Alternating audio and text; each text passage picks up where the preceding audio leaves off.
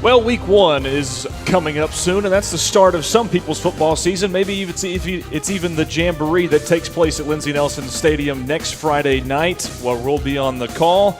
But I'm here to tell you that that is incorrect. The Hall of Fame game is behind us. Week one of middle school ball is also behind us, and that can only mean one thing, that football is back, and we are so happy to be bringing you the Maury County High School Football Jamboree here from the Cadillac Hall Room atop Puckett's in downtown Columbia. And we welcome you in to this broadcast of High School Football Media Days. Lewis Maddox, Landon Seacrest on the call for the Front Porch Sports Radio Network, proudly powered by Columbia Power and Water Systems Internet, and sponsored today this event brought to you by Puckett's Restaurants and Maury County Public Schools. Landon, we're going to go through what's going to happen here today during this first 15 minutes or so. So kind of run us through what's going to go down today. Yeah, I'm super excited to be here. Thankful for Puckett's and all the teams and fans that are going to show up and support, and the excitement of the football season coming up. Jamboree next Friday at Lindsey Nelson Stadium. This is kind of our kickoff event to get to know some of the players and coaches that you'll see playing on the field this fall on some Front Porch Sports Network broadcasts that we will do as well. But as far as today, the run of show, we will have players and coaches up on the panel from each team, starting with Mount Pleasant at about 120 or so. I already see some Mount Pleasant people in the building. Then we've got Spring Hill and Battle Creek will be our two middle segments. Spring Hill coming up at exactly 2. Battle Creek around 2:40. The Grizzlies are coming. And then rounding out with Lou Maddox's alumni, Columbia Central Lions at 3:20. They're coming to round it out for us and wrap up. And then at the end, we'll give you a preview of the matchups in the Jamboree, which is next Friday, a little tease for week 1, what we're doing for our game of the week. And that's a little bit what we're going to talk about in this opening segment, Lou. Yeah, by the way, once I did mention we're in the Cadillac Hall room upstairs at Puckett's for this broadcast, so not the main floor at Puckett's or that stage. We're upstairs. If you come upstairs, it's right next to the bathroom entrance, just to the right of that, and you'll see it. Come straight upstairs, and we've got some chairs set up here for anybody to come and view this broadcast today. And I think that pretty much covers what we're going through during the 3 hours that we'll be up here. Unless you've got anything else. Yeah, that's pretty much it. I mean, it's super exciting. This is kind of our first time talking to a lot of these players that we will see. We've got some returners. We got some new players. We got some new emerging players as well. Just a preview of kind of what we're going to be doing on the Front Porch Sports Network this year. I just want to shout us out on our end. We broadcasted every football game last year with crews at every school. For the first time ever in the radio station's history, a crew with every team. So that's pretty cool. And we hope to continue to do that this year as well. Our game of the weeks will continue, which is our featured broadcast every Friday. The game of the week model is currently surrounding football, which is a highlighted broadcast on a Friday.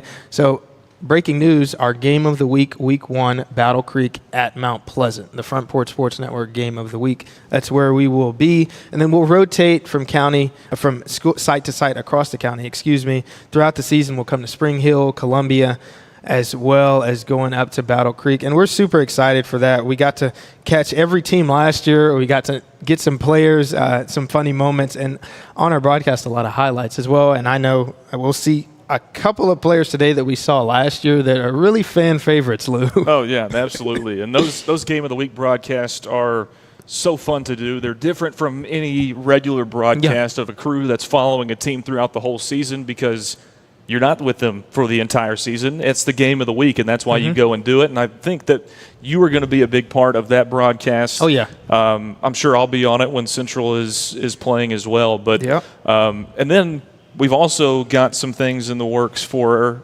after Friday night coverage, correct? Yeah, we do. So also breaking news. We're just breaking news in this first segment here. But we'll have a post-game show recapping a lot of what goes on across the county as well as some updates across the state with myself, Lou Maddox, Chris Yao, Drake Pugh involved as well. Post-game show every Friday. We're getting that in the works. That will be a first-time event. That is what we'll do. It'll be available online and on radio after the game of the week finishes. Whenever that may be, there's no distinct time, obviously, but we will have a Front Porch Sports Network post-game show. The official name and more information on that will release when we get closer to week 1, but that's something new and exciting we're doing as well, Lou. And we've got a couple of more exciting things that we can't necessarily disclose right now, but stay tuned for all of those things. Just trust us on that. But especially this is a cool event for myself and Lou because, Lou, we are former Murray County football players. So talk about your experience playing in Murray County as a football player for Columbia Central, and I'll kind of talk about my experience once you get done. Yeah, 2 of my former coaches just walked in the door at Columbia Central High School. Coach Josh Taylor, who's now the head coach at Spring Hill High School, who we will talk to coming up around 2 o'clock. Is that right? Yeah, I think around 2. DeAndre Davis, too, who's coached me since I was like 4 years old or something like that. But, yeah, I played at Columbia Central High School from 2018 to 2022. And had a wonderful experience there. Was an offensive lineman, a defensive lineman, and that dude got on to me a whole lot throughout those 4 years. But and I know you played for the school that he's at now. So what was your experience like? I am a proud Spring Hill Raider. I played with a lot of talented players. I was a fast guy, running back on offense, and then when I was allowed to play defense, my offensive coordinator, we were talking about that before we went live. When I was allowed to play on defense, I was pretty decent playing at corner. I remember we played against each other. But yeah, it was pretty cool. Me and Lou played against each other in those Columbia Spring Hill matchups.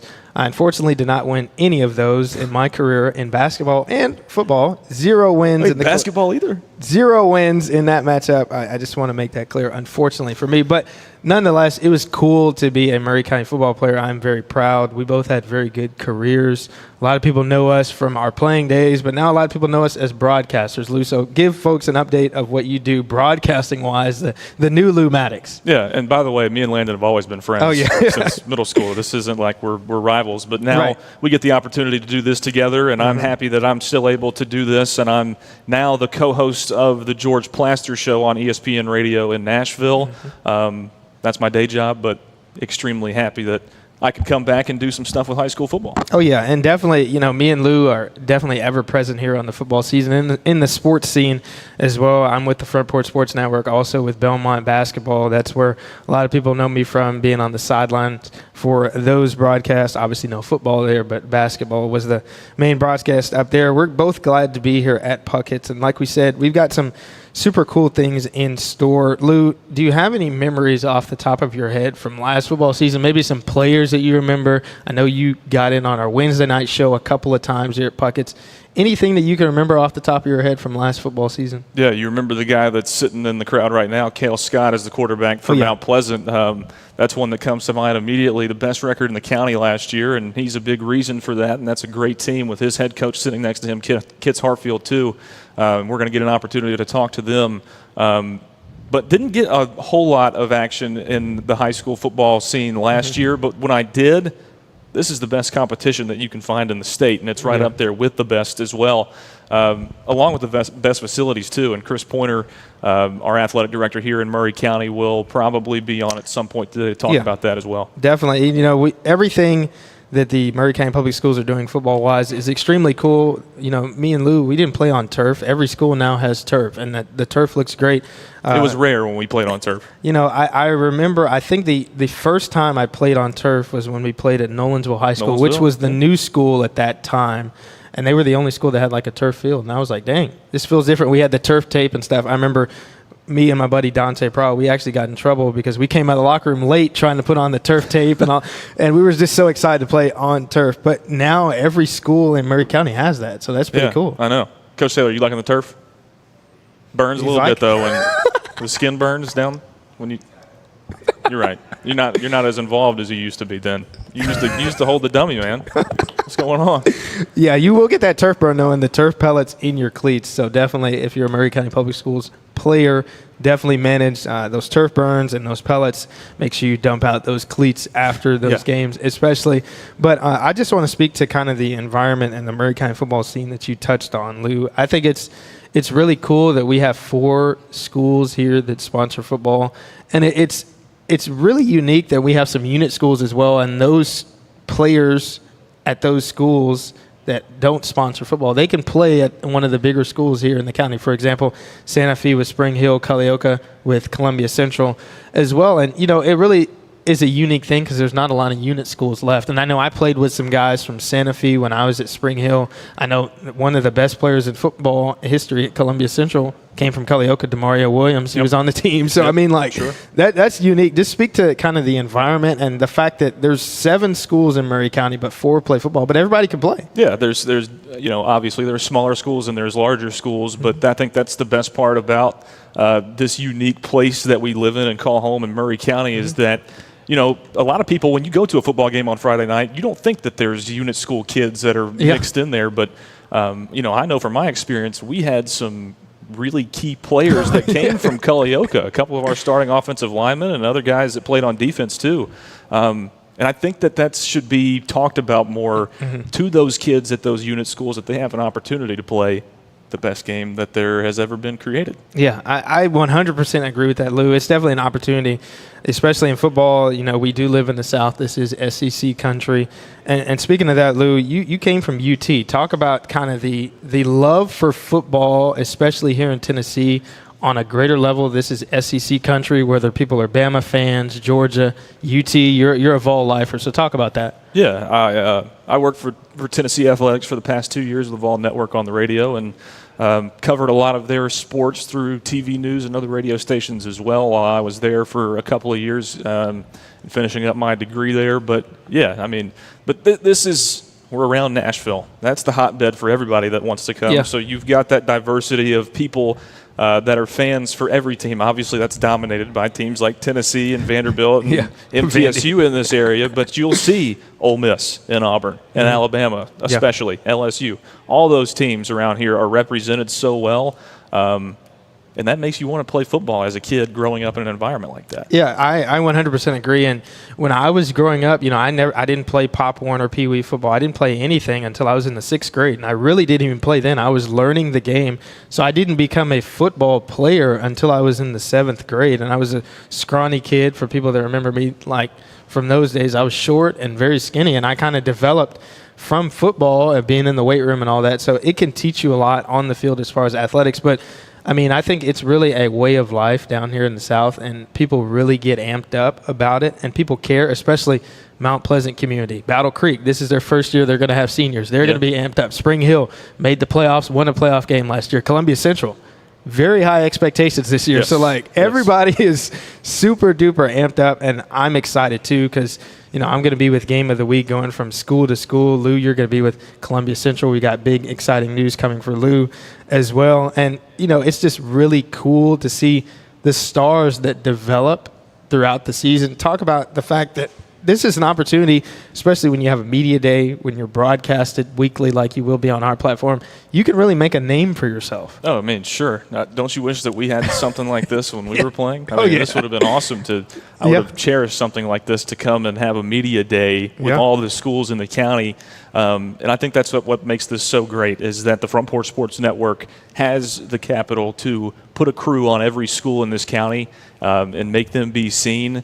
And, you absolutely have the opportunity to be seen way more than you were even 5 years ago. I mean, we talk about this every year, but for the 80-some-odd year history of this radio station or sports being broadcast on this radio station, Columbia Central was the only one to be broadcasted, and that was radio only on AM radio 1340 for 60-plus years. Now we're going into season 80, I think. of Columbia Central football. I think this is the 80th season of Columbia Central football. Yeah, and it's on the radio, and it's a TV broadcast too. So these are memories for these kids to have for the rest of their lives. I really wish that I could go back and watch a TV broadcast-style version of one of my games from high school. It's with commentators and everything. Sure, yeah, but it's so cool to see it the way it is now and the way that it's still growing. Yeah, and it's really amazing. We try and provide an opportunity for these kids to make long-lasting memories. We're out there on social media, on Facebook. That's probably where a lot of you are watching this stream, hearing our voices right now. We're also on YouTube, this broadcast live on YouTube, on the radio, as we've mentioned, and also, Lou, we're on Instagram, which I know we're both extremely present on personally, but it's an opportunity for these kids and these athletes, boys and girls, to get highlights and stuff that they can reshare and get a whole bunch of likes on. And I know that is super important for the modern generation of people. Yeah, absolutely. I mean, it's a new way of doing things in the athletics world and on the high school level, especially on the college and professional level as well. That's what we're trying to do. We're trying to make the most of those opportunities and use those resources to the best of our abilities. We're going to take our first time out. We'll have Mount Pleasant. The Tigers will be up here with us next. Head coach Kit Hartsfield and company, and we will rejoin you in just a moment. It's the Murray County High School Football Media Days from the Cadillac Hall Room upstairs at Puckett's on the Square in downtown Columbia, brought to you by Puckett's and Murray County Public Schools and powered by CPWS.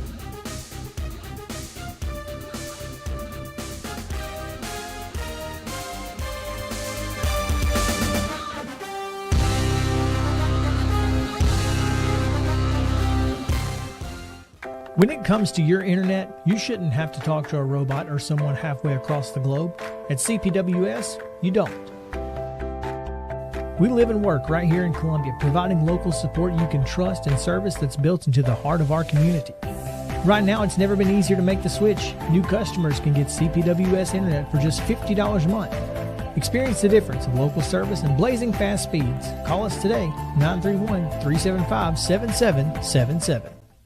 Hi, I'm Robert Rogers at Parks Motor Sales Buick GMC. And I'm Michael Parks Lawrence at Parks Motor Sales Buick GMC. Together, we're Mr. Bobby Parks' grandsons and dealership, and we are glad to be part of our local community. Being family owned and operated, we invest heavily in our community. We do things like sports teams, schools, bands, you name it. We try to help everybody we can. The reason why we do this is because we all love this community. So come do business with us, your neighbors, at Parks Motor Sales in Columbia, Tennessee, right off Nashville Highway, or at parksmotorsales.com.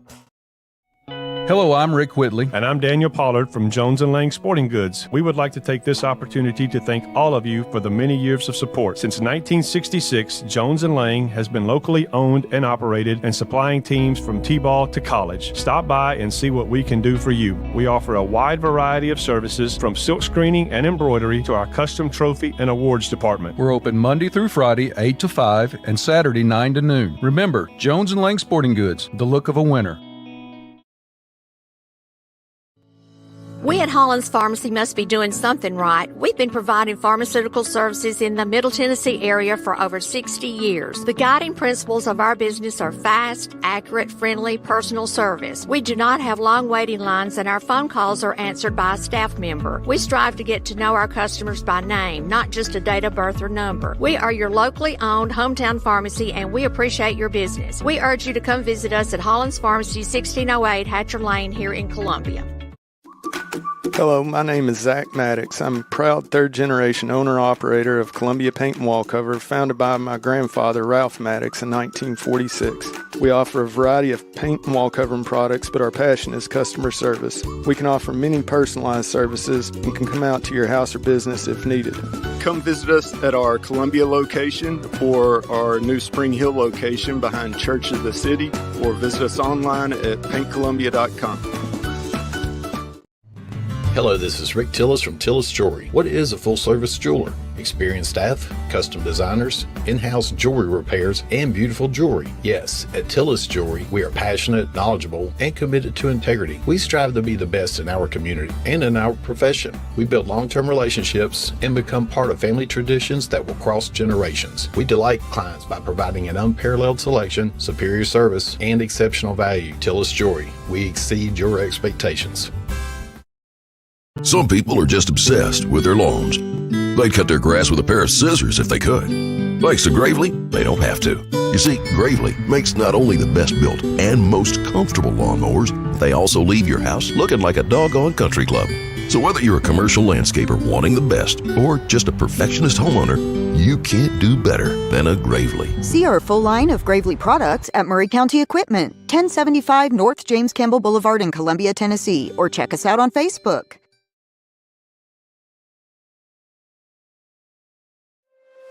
Is your insurance up to date in today's world? Foster Insurance Agency is an insurance agency you can depend on for your commercial and personal insurance needs. Foster tailors insurance coverage to meet your unique requirements stemming from years of experience and represents several top-rated companies such as Erie Insurance. Call Mike Ford or Jimmy Ford today at 931-388-8365 or stop by their convenient Columbia location at 204 West 4th Street. Foster Insurance, serving Middle Tennessee since 1952.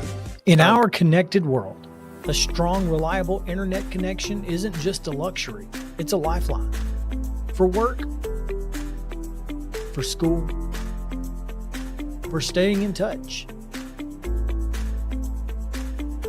That's why when you need assistance, you want someone you can trust. Someone who knows your community and understands the unique needs of your neighborhood.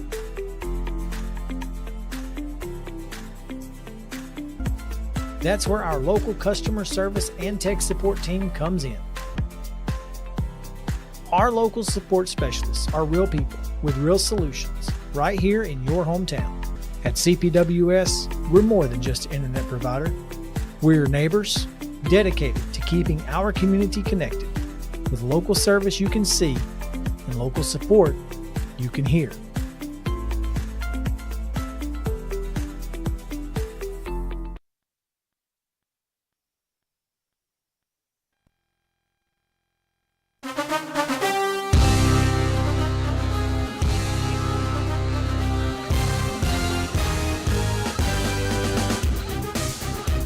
It's Murray County High School football media days from the Cadillac Hall Room upstairs at Puckett's on the Square in downtown Columbia, brought to you by Puckett's and Murray County Public Schools and powered by Columbia Power and Water Systems Internet. Lewis, Maddox, Land, and Seacrest on the call for the Front Porch Sports Network. So happy that you're joining us today. Landon, we've got the Mount Pleasant Tigers up here with us. Head coach Kit Hartsfield, Caden McCrory, Cale Scott, and Cole Anderson up here with us. Their head coach and 3 players. Landon, start it up with the questions, man. Yeah, it's super cool. I just want to say thank you to Mount Pleasant for joining us. Obviously, these are a couple of regulars that we had on the show last year. Coach Hartsfield, I'm going to start with you. Talk about last season and what you accomplished there as far as the success, the winningest team in Murray County record-wise. You guys got a lot done. Unfortunately, came up short in the playoffs, but I think it was a good, successful season overall. Yeah, thanks for having us and putting this on today and recognizing, a lot of athletes in the county and everything that y'all do for us, in the live streams and everything. I know a lot of people really appreciate it. But yeah, you can see we got a lot of regulars up here, guys coming back from a successful season last year. We finished second in the region. I think we won 9 games, hosted a playoff game, and made it to the second round against the number 1 team in the state, Milan, and played well there for a little while. So, we're definitely not satisfied. We want to come back and try to go even further this year. But definitely a good season to kind of stack that momentum off of and build on with a good senior group coming back. Yeah, definitely. And obviously, we're still in preseason right now, but a large part of what you guys have been doing is some scrimmages and summer workouts and all that from May to spring football to now late summer workouts, 7-on-7, and getting ready for the season. What have you seen from your team as far as some improvements and as far as being prepared for the Jamboree that's literally next week? Yeah, you never really feel prepared. I don't think we'll even be ready by then. But you just got to put all the pieces together. We do have guys back, but we got a lot of people learning multiple positions in order to kind of create depth. We obviously lost some good players last year. So, that's a challenge, and people are having to learn different spots. And a lot of these guys, are back, but a lot of them are playing in a different position, or at least practicing a different position half the time, too, in case of emergency and injuries and things like that. Injuries happen in the summer. We've had some of those. We've had some people out and scrimmages and things like that. So we're trying to make sure we're healthy, and got everybody in position for that week 1 game. But, you're not going to – you don't want to peak too soon. You want to be able to get better throughout the season. So, that's what we hope to do. Definitely. Coach, when you look at that game next week against Cascade at 7 p.m., kind of the first opportunity for your guys to experience as a group what it's going to feel like on an average Friday night. What do you look for when you go into something like that? Pretty much a glorified practice, but it's bigger than that, right? Yeah, I think it's – the way the Jamboree is put on, it kind of puts you in the spotlight. For guys who haven't played, on Friday nights, it's a good way to kind of throw them in the fire without any consequences, really. It's a freebie. It doesn't really matter what happens at all. Win by 50, lose by 50. When it's over, nobody's going to care. So you get to get everybody out in front of everybody, put some pressure on them. Work out a lot of mistakes, work on transitioning on and off the field, special teams, making sure you got the right people on the field because, we've got a lot of young guys doing that for the first time. And somebody's going to forget, to run on the field and pay the price for it. You want that to happen in a Jamboree instead of a real game on Friday. Yeah, it's happened to me before. It's not a good feeling. But, okay, so fantastic season last year. But you come up short, but it's the best team in the state. It's the number 1 ranked team in the state. Take us through that game, your thoughts on that game, and the days after that. What were you saying to yourself, okay, that's the measuring stick. Where are we lacking from that? Yeah, we were on the road at Milan, and, you show up, and it looks like a college stadium. We knew all the hype and what they were all about. And I think our kids knew that we were pretty good, but they really thought they were really good, and might have lacked a little bit of confidence going into it. But the first series we got the ball, and Caden McCrory here ripped off a 50-yard run, and it really changed everything for the team from that point forward. Our kids, believed, hey, we can play with them. They put their pants on the same way we do. And so we're 7 minutes till halftime, and it's 0-0. We've had the ball inside the 10 3 times, at their place, and we're unable to finish drives, in those moments. And then kind of the wheels fell off there at the end of the second quarter with a couple of big plays. Pete, is Mr. Football. We contained him as long as possible, and he popped a run, there to break one, and then a busted coverage and a turnover of some kind of a score. So, it's 21-0. Right there, we had a chance to really have the lead, or at least be within contention at half. And we come out at halftime and scored. And it's 21-7.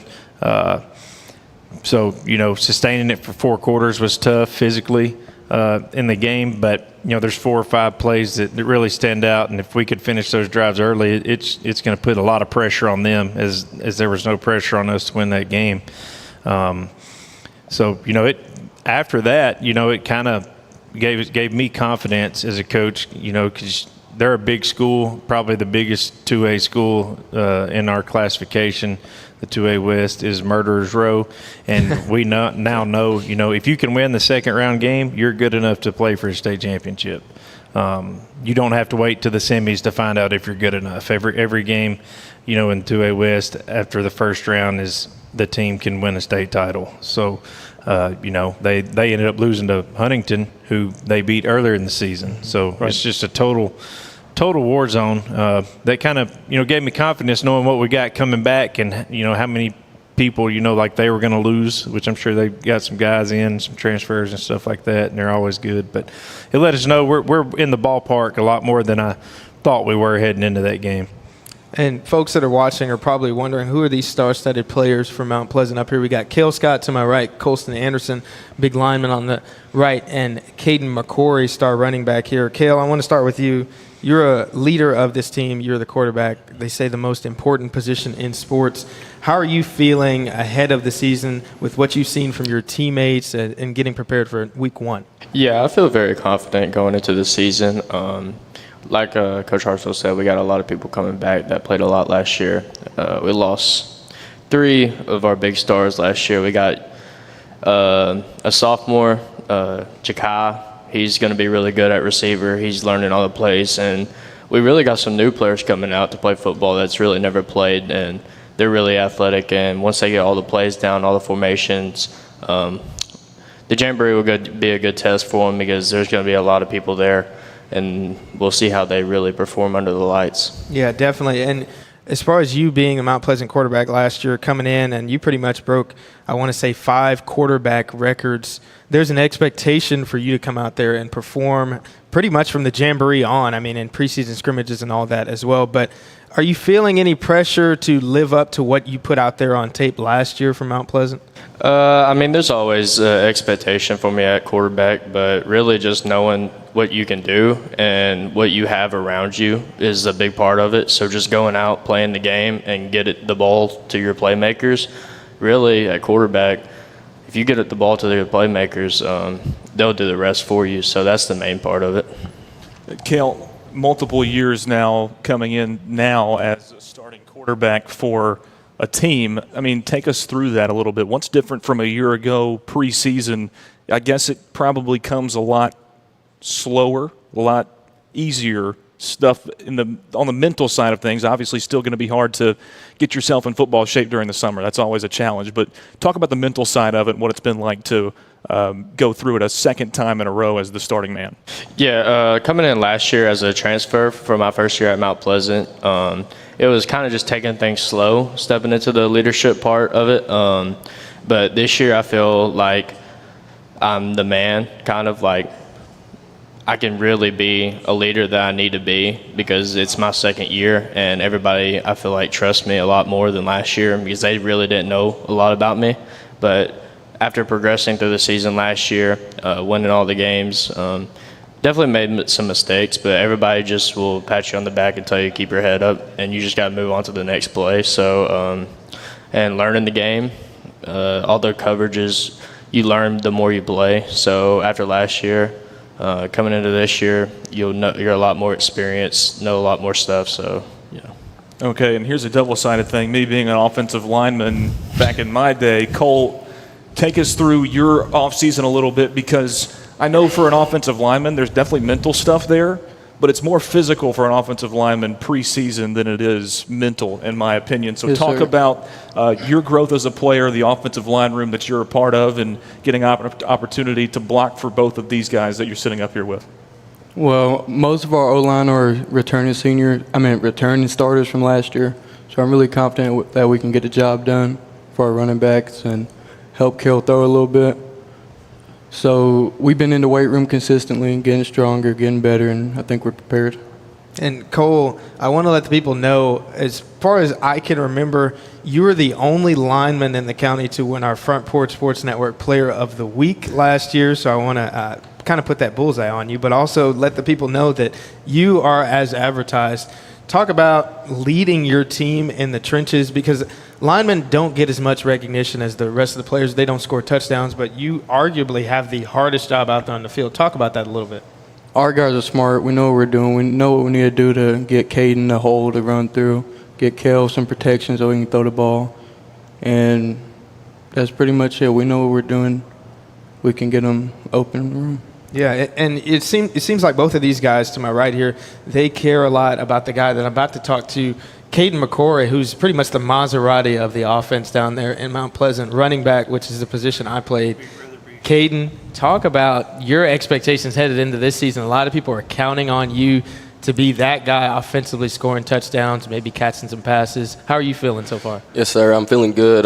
My O-line, they're getting put together really well, and I like what they're doing, and Kel's doing good, making his reads good and everything, and we're really coming together as a team, and I'm excited for this year. It's going to be something to watch for sure. Yeah, definitely. And Kale was mentioning, you guys had a lot of high-key players last year. We think of a Peyton Ehouse, who was one of the best receivers in the entire classification. I think a lot of people are probably looking at you, Caden McCory, at Mount Pleasant, saying that guy's going to have a big year. What can you say about the other offensive arsenal that you guys have? Talk about some of the players that you've seen that are going to help you out this year. Yeah, we got this sophomore coming up, Ja'Kai Amos. He's going to be really good. He's like 6'4", probably, and he's going to be a problem for sure. And we got JP Easterlin. He's coming back. He's good with sweeps and stuff like that. And we're just going to be put together really well as a team with me running and everything like that. Is it coming slower to you this offseason? Mental stuff? Like, it's your second year or maybe even more as a starter in this offense. How much easier does it get to just – you already learned all this stuff. It's kind of just like re-implanting. Yeah, everything's clicking well. And, I'm getting extra reps at receiver some too, so I can just do everything really. Hey, and Coach Kit, want to talk to you about this. We've got our preseason candidates for Players of the Year, but I just want to run through names, and I want you to tell me a quick sentence or two what immediately comes to mind when you hear these players' names. Mm-hmm. Caden McCrory. Dog. Cale Scott. Oh, gosh. I don't say many good things about Cale. Leadership. AJ Cyber. He's a dog, too. JP Easterling. Athlete. I love it. And you've also got some other players that I want to hear your thoughts on, too. Hunter Holt is a guy that I have always loved to watch play, especially basketball. Dude's like a lightning rod. Talk about him a little bit. Yeah, Hunter, is an overachiever. He's 5'3". I'm probably giving him a little height there. Sorry, Hunter. But, he's a returning safety, which for me is a big deal. That's like one of the quarterbacks of our defense, along with my man Nazir out there in the crowd. At linebacker is one of the quarterbacks and vocal guys of the defense as well, which you got to have those guys, because you got guys like Caden who's changing positions and going to play a lot of defense this year. So, learning different things. But, Hunter's a staple there. He had baseball, all spring, so he missed the spring. So his first live action was in fall camp in the scrimmage, and he had an interception, the first drive. So it's about being where you're supposed to be and communicating that to the defense, and just always being a playmaker. And, he's probably going to play some offense some this year too. Coach, we've got some star players up here, but I want to touch on those players that Lou just mentioned that aren't up here. AJ Sieber, one of the best defensive players last year, a Player of the Week winner as well. 94 tackles last year. Talk about how he flies around defensively. I mean, that's the highest tackle amount that I've seen from any stats that we've seen from the county. So talk about that. Yeah, I don't know really how many he had. You just said 94 or so, but it's pretty impressive because if he just ran a race, you wouldn't think he was that fast. But on Friday when he puts pads and a helmet on, it's like he just morphs or something. I don't know. It's a different type of speed with pads on. He hits a button, and it ain't the amount of tackles. It's how he hits you, that leaves an impact, and you feel it. And he's just an old school, snotty-nosed linebacker from the 90s or 80s that you just love to have. You can't have enough of them. So he's always going to be in the middle. He's always going to be in the mix of things. He's a hard-nosed, tough kid, and he's just a rising junior. Yeah, and it's amazing, like you said, how hard he hits the guys. I remember seeing some hits that he made in the Decatur Riverside game and some games that we did last year. Yeah, that guy can hit. And I want to touch on another player. We called him the Swiss Army knife on the panel last year. J.P. Easterling, he's played some quarterback, receiver, gets some sweeps, returns, kicks, and punts. I mean, he is pretty much Mr. Everything. When it comes to doing stuff, he plays defense as well. Talk about J.P., man. He's everywhere. Yeah, it feels like I'm sure the people that play against us feel like he's been here forever because he's been, doing something, since freshman year to help us win. But, we try to use our athletes the way they should be used and put them in position to be successful and showcase their ability and help us win. So, he's going to do a little bit of everything. He's going to get the ball handed to him. He's going to get it thrown to him. He's going to catch it at quarterback and do something with it. He's going to play corner and safety, and he's going to return kicks and punts. So, he's going to have to get in really good shape. But, he's that guy, and we're not going to save any energy for him being his last year. Coach, I believe you're the longest tenured high school coach in Murray County. Can you talk about your philosophy a little bit, how you came up in the coaching ranks, and maybe, if so, how things have changed since you got to Mount Pleasant? Yeah, I mean, I played at Riverdale for Coach Rankin, and I worked at Oakland out of college from Austin P with Coach McDaniel. And then I was at Blackman and moved back home to Lawrenceburg and, took over at Mount Pleasant. And, it was a place that wanted to win, had a lot of hungry guys that wanted to be successful. And there's a lot that's changed, countywide. I mean, when I got here, there was only 4 assistant coaching supplements, for a staff, which was laughable. The facilities were way below average. There was very, very little, extra, to help a program be successful, as I told him in my interview, and I'm sure Chris Pointer remembers. I said, there's really no reason to come here as a coach, because you're not getting, not necessarily Mount Pleasant, just countywide. So in 5 years, that's changed drastically. We got plenty of coaches, plenty of coaching supplements, to help the programs be successful. Our facilities are top-notch now across the county, statewide. I don't imagine there's any better. We've got the support, and all of a sudden all 4 programs are in the playoffs. It's not magic. It's investment and buy-in from the people from the top down and the community and all the administrations. But building our program, we kind of had the vision to do things different and bigger and better, to kind of be, jumpstart that, I guess you'd say, for the county with our vision to maybe get an indoor or a turf field. And all that's great. But, the kids really at the end of the day want to play and they want to win. So, it's all about the brotherhood, getting them to buy in to play together, and just building off of that and, making it fun for them still. And then putting them in position to win and just not holding them back. Yeah, and how exciting is that to see from 5 years ago to what it is now? Because the next step, in my eyes, is you go and win a state championship, right? Yeah, I mean, that's one of those. There's only one team standing at the end, that's for sure. Yeah. So it's a lot easier said than done. But we know early because we get to find out in the second round if we're good enough or not. Sure. To do that. So, that's what you're building to. And at the end of the day, the best team in the state's probably going to win. And Cale, I want to talk to you about some of the local games that you guys are going to play as far as teams that may be considered rivals to you all. You got Battle Creek on the schedule, obviously a Murray County team. You got Summertown. You got Lewis County. Are there some games on the schedule that you maybe look towards as you're going to have to buckle up and really prepare because it's a rivalry, but also it's a very good team you're playing against as well? Yeah, for sure. All the teams that we play this year, we got a hard schedule. All the teams that we play are very good, but, Summertown's one that you always look forward to, Lewis County. But every team, being my senior year, I just want to take all the games and just really play them. Like, just look forward to one game at a time, and just because it's going to end at some point. But that's just all the games really is all I'm looking forward to. Yeah, and that's understandable.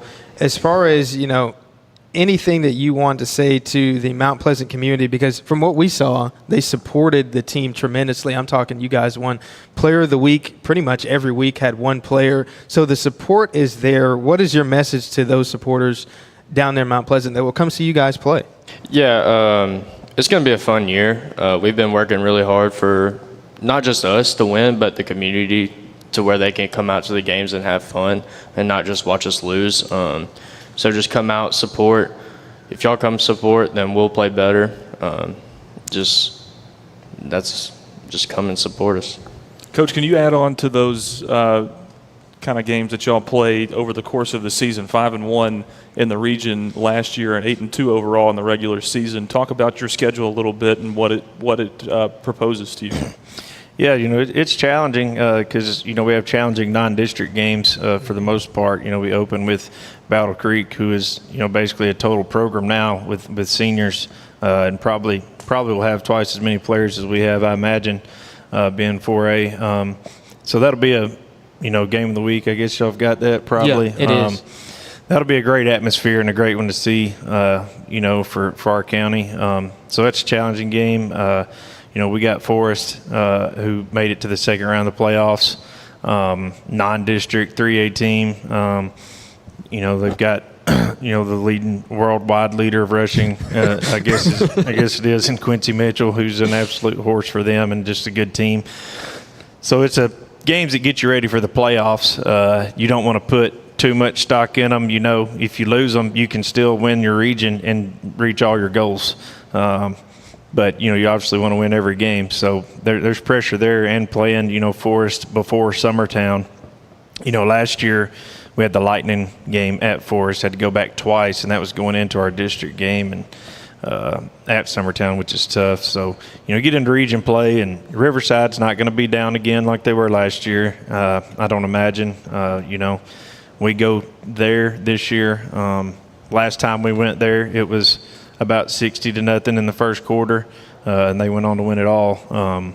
And then 2 years later, they came to us, and it was about the same flip. So I'd really never seen anything like that before. So, we're at Riverside, at Scotts Hill, at Adamsville, back to back to back, 3 straight weeks. Then you get, in region games. Lewis County is at home this year, which that's obviously a huge one. So, not to say the same, Kel, our community does a great job supporting us. I don't want them to get bored, in blowout games. I feel like sometimes that happens and take it for granted, but, we want to be there, support us. The kids are going to play hard for them, and it definitely helps us, and really want them to impact the game. When we went to Lewis County a year ago, it was so loud we couldn't almost get a snap off, and it caused us a few penalties, and they really had an impact in the game. Probably got different rules over here for noisemakers and stuff, but we're going to be in some this year, hopefully. Yeah, you can't get complacent with blowouts every week. Those are hard to come by, and you got to celebrate those. Coach, obviously you're excited every time that this time of year comes around, and it's always special. But what makes this team special itself? Well, I think if a team's going to be special, they got to believe in one another and play together and play for each other. I feel like when you have older guys who understand that makes it a lot easier. I feel like they did that a year ago. We know what Caden and JP and Kale are going to do. We know we're going to hear Nazir's name on defense and Sieber and those guys, but it's going to be the role players that kind of separate it, how they play and perform, and, we think they'll do good. Cole and the offensive line, you said the guys that don't get talked about, they're seniors, Carter Deason, left tackle, Brody Quick at guard. Who else is up there, Cole? I mean, we got a lot of guys working. Malachi Mabry's playing offensive line now, who is going to show out on defense this year. Kel said, we didn't have any new players come in, but we have players within our building that joined the team from basketball, like the Wilson brothers. Oh, wow. And that's big. That was kind of shocking, but they're doing good. Jaden's playing receiver, and Malachi Wilson, is playing some edge, and he's really showed out. And their brother's been playing football. They have another. There's a third one that he's going to be playing. A lot of corner for his first varsity action. So a lot of guys kind of been waiting their turn to get in there and kind of show out. We hope so. There'll be some new guys, some new faces really stepping up. Yeah, that's really interesting. And before we get out here, we got about 5 minutes left. Players, I want the audience to learn a little bit more about you all. Caden, starting with you, you're a running back. Is there any NFL or college running back that you look at that I really like that guy? Is there a person like that for you? Not really. I always looked up to Marshawn Lynch, though. Okay, okay. And is there any other sport that you like outside of football that you like to watch or maybe play in your pastime? Not really. Me and the guys go hoop sometimes, though. Oh, okay. We'll have to figure out the hoop, how your jumper's looking later on. Hey, Cale Scott, what about you? Tell the people what you're like outside of a football context or a basketball context, because you play basketball too. Yeah, I like to hang out with all my friends. I like to play a lot of golf. I come from a golf family. Coach Harsfield, he could play a little golf too. There we go. Yeah. I got a karaoke business too that I just started. So if you ever want karaoke, just hit me up because I'm looking for my first client. Sounds like that could be karaoke. It's called karaoke. Karaoke. That's it. Like, I'm being legitimate too. Like, please hit my line. Yeah, that sounds pretty close to Lindsey Nelson School of Broadcasting. I'm telling you, dude. He's doing it. For. Yeah, Oh, he's in it. No, I'm saying he's doing it like individually. He's doing it himself. He's doing it, bro. Mexican restaurants, any restaurant. I've already talked to Puckett's today. They said no. Well, there you go. Cole, what about you? What do you like? I like hanging out with friends. I go fishing a lot, and lifting weights. That's really all I do. I love it. Hey, that's what you want out of your offensive lineman, right? Yeah, that's true. Cale, is there any athletes that you look up to that you really like? Any quarterbacks that you look up to? I've talked to you before about it, but C.J. Stroud and Justin Fields, those are two big ones that I really like to watch. Big Ohio State fan also, so. I told him the SEC folks are not going to like. See, Lou doesn't like that. Cole, transitioning to you, are there any players that you like, or any athletes in sport that you like the way they lead their team, like you're a leader for your team? Jason Kelsey. Yeah. Jason Kelsey's a real good center. He led his team really well. Trent Williams, I really like Trent Williams. So, yeah. Hey, awesome. Mount Pleasant Tigers, we appreciate y'all being up here with us today. Good luck this season. We'll see you next week at the Jamboree. I don't think Caden likes being Maserati. He's probably more of a John Deere tractor type of guy. There we go.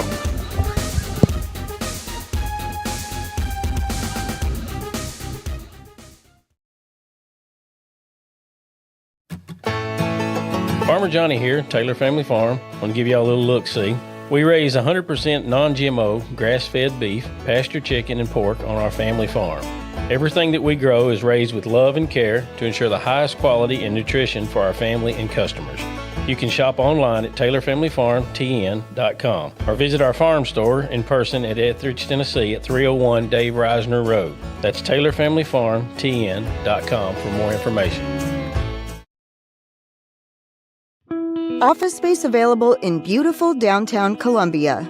Kennedy Broadcasting Company, WKRM and WKOM, has 3 offices for rent in its downtown building. Each office is approximately 18 by 18, and each includes a closet-type storage area. Included are utilities, Wi-Fi, and communal break area. Contact Station Manager Clayton Harris at 931-626-3131.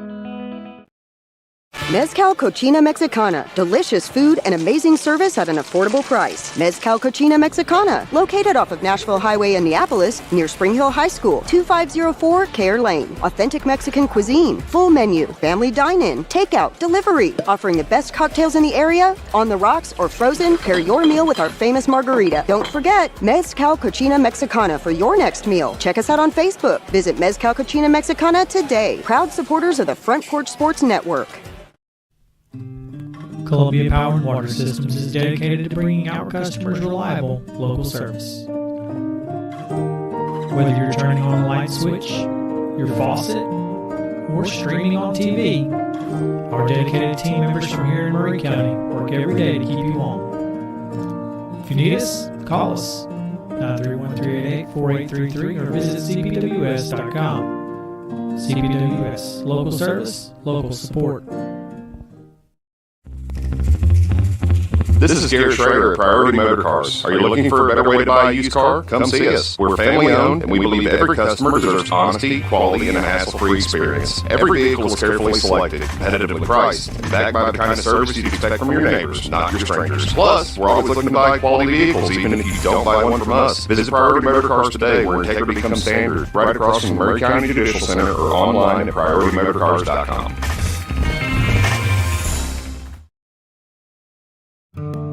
Hi, I'm Matt Perales, manager of Murray County Equipment. We help you with all your agriculture and construction equipment needs. We carry a full line of New Holland tractors from compacts to high horsepower. We have a full line of Gravely mowing equipment. We also have New Holland construction equipment, attachments, and accessories for your tractors and a complete parts department. We are locally owned and operated. Come see us at 1075 North James Campbell Boulevard or learn about us on Facebook or contact us at 931-490-8183.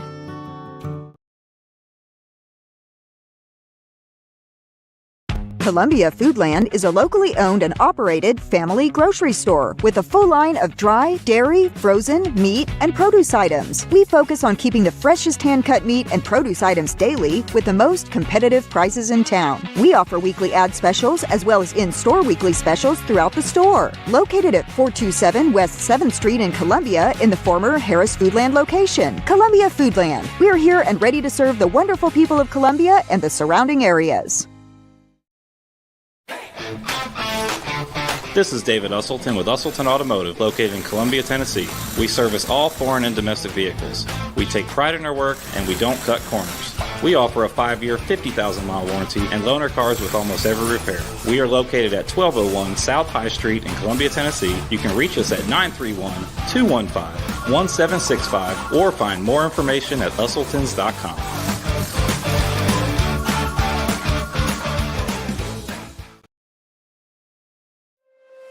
Is your insurance up to date in today's world? Foster Insurance Agency is an insurance agency you can depend on for your commercial and personal insurance needs. Foster tailors insurance coverage to meet your unique requirements stemming from years of experience and represents several top-rated companies such as Erie Insurance. Call Mike Ford or Jimmy Ford today at 931-388-8365 or stop by their convenient Columbia location at 204 West 4th Street. Foster Insurance, serving Middle Tennessee since 1952. Hi, I'm Jimmy Ford, Foster Insurance Agency here in downtown Columbia. We've been here since 1952, located at 204 West 4th Street. We specialize in commercial insurance. We write home, auto, and life insurance. We write anything from your bulldozer to your helicopter, from churches to bars. Come see myself, Mike, Shelby, or Nikki. We'll be happy to take care of you. We specialize in service.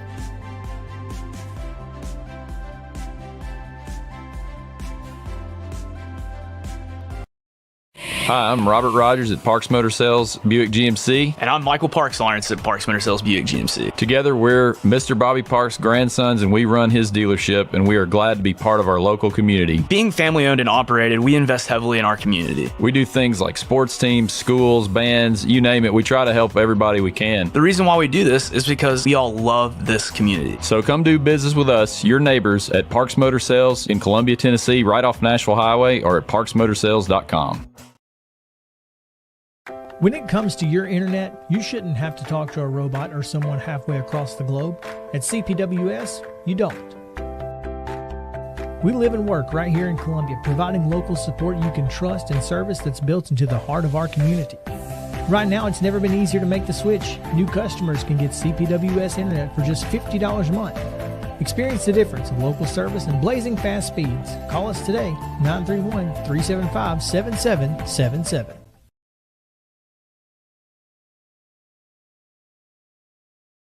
In our connected world, a strong, reliable internet connection isn't just a luxury, it's a lifeline. For work, for school, for staying in touch.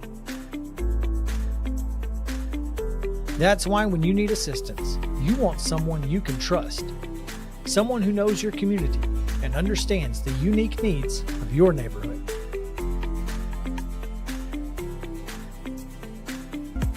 That's where our local customer service and tech support team comes in. Our local support specialists are real people with real solutions right here in your hometown. At CPWS, we're more than just an internet provider. We're your neighbors, dedicated to keeping our community connected with local service you can see and local support you can hear.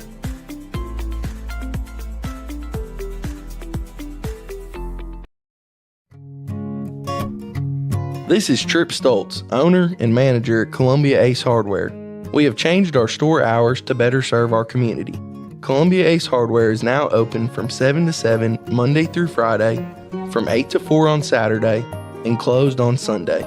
Come see us at 112 East James Campbell Boulevard and let us show you customer service that can only be found at Columbia Ace Hardware. Ace is the place with the helpful hardware, folks.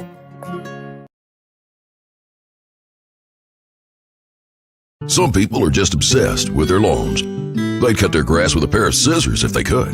Thanks to Gravely, they don't have to. You see, Gravely makes not only the best built and most comfortable lawnmowers, they also leave your house looking like a doggone country club. So whether you're a commercial landscaper wanting the best or just a perfectionist homeowner, you can't do better than a Gravely. See our full line of Gravely products at Murray County Equipment, 1075 North James Campbell Boulevard in Columbia, Tennessee, or check us out on Facebook. Do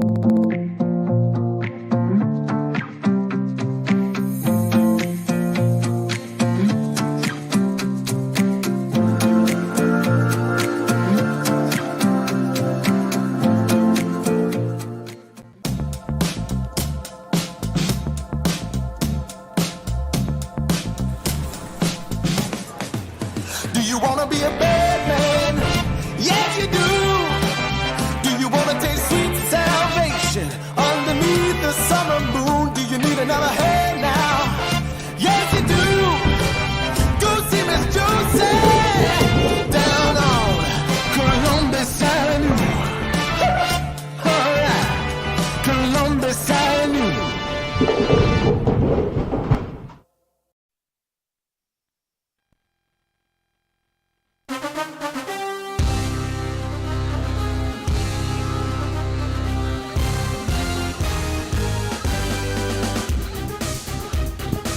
It's Murray County High School Football Media Days from the Cadillac Hall Room upstairs at Puckett's on the Square in downtown Columbia, Tennessee. Brought to you by Puckett's and Murray County Public Schools and powered by CPWS Internet. Landon Seacrest, Lewis Maddox on the call for the Front Porch Sports Network. And we're so happy to be bringing you High School Football Media Days from downtown Columbia, Tennessee. Landon, we've got the Spring Hill High School Football Raiders up here with us.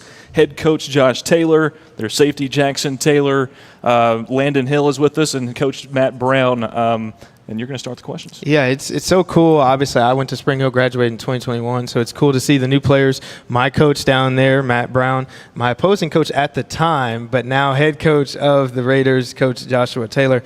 Coach, how are things looking up in Spring Hill? Y'all got some new jerseys? I just want to start off the top from there. Yeah, new jerseys, the jerseys look good. I'll say that for sure. The jerseys look good. The guys are excited about it, which is absolutely the main thing. Yeah. You know, as far as the boys, as far as the team, it kind of depends on the day. I'm gonna, be honest with you, and I think that's every sport, with teenagers in it, right? Mm-hmm. And maybe just sports in general. But they fight. They try to get better. They work hard. They've been added in the weight room. A lot of these guys, both of these guys, since November, have been in the weight room, and so I'm excited to see them, have a good senior year. These two guys specifically, but the entire team just have a good 2026 for sure. Yeah, and last season was pretty historic for Spring Hill football.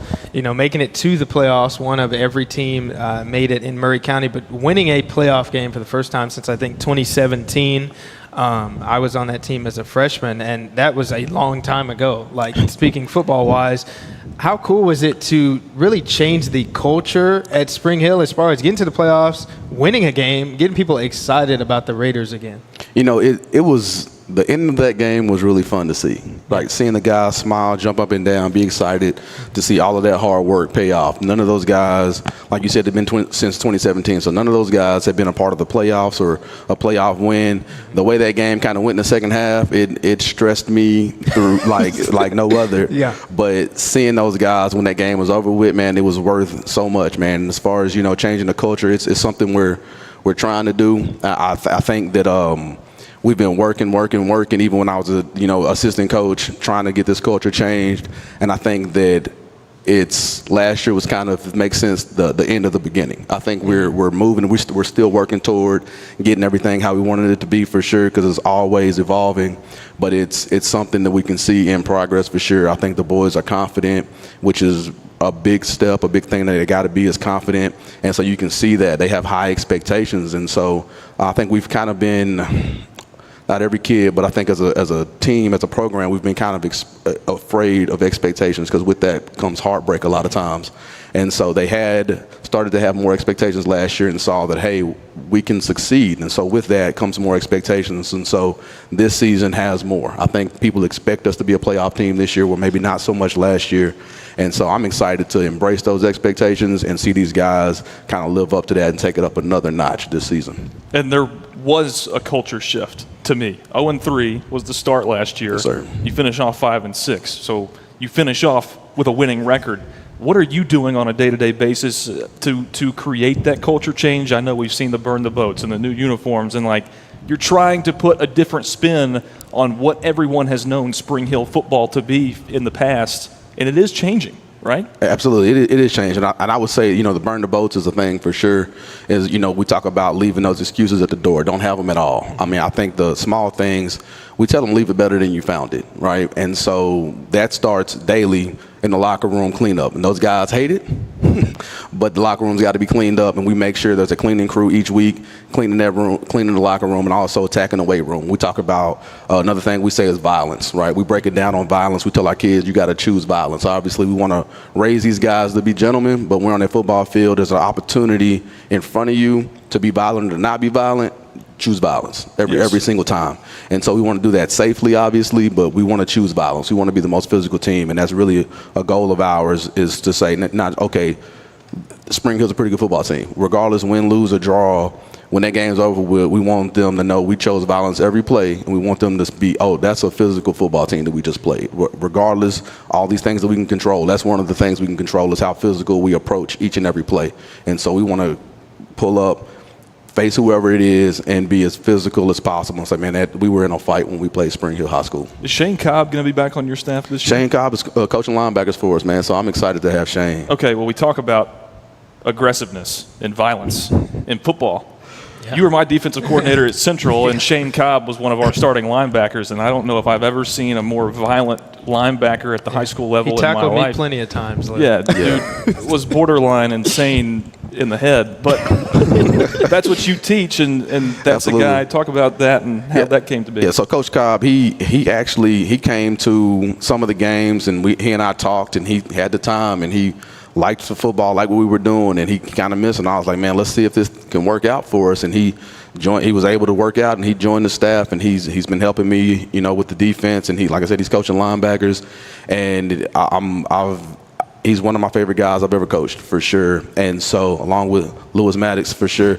But he understands what it takes to kind of go there in that dark place a little bit, and so he's doing the same thing as I am. And I think that's another thing as far as culture is, as I give that message to the team, as we talk about the things that we have to do. Coach Brown is obviously leading the offensive side of the ball, but making sure you got the right guys on staff giving the same message and being consistent with those guys. And so if I can say anything about Shane he's going to work hard and he's consistent. And so I've enjoyed just being around him and having him help us with the defense, coach those linebackers, and it's already, I think, paying dividends having him out there. So he's one of our many guys on staff that's going to help us continue to build this culture the right way. And he's also, what we talked about earlier, one of those Culleoka transplants that played at Central when he played.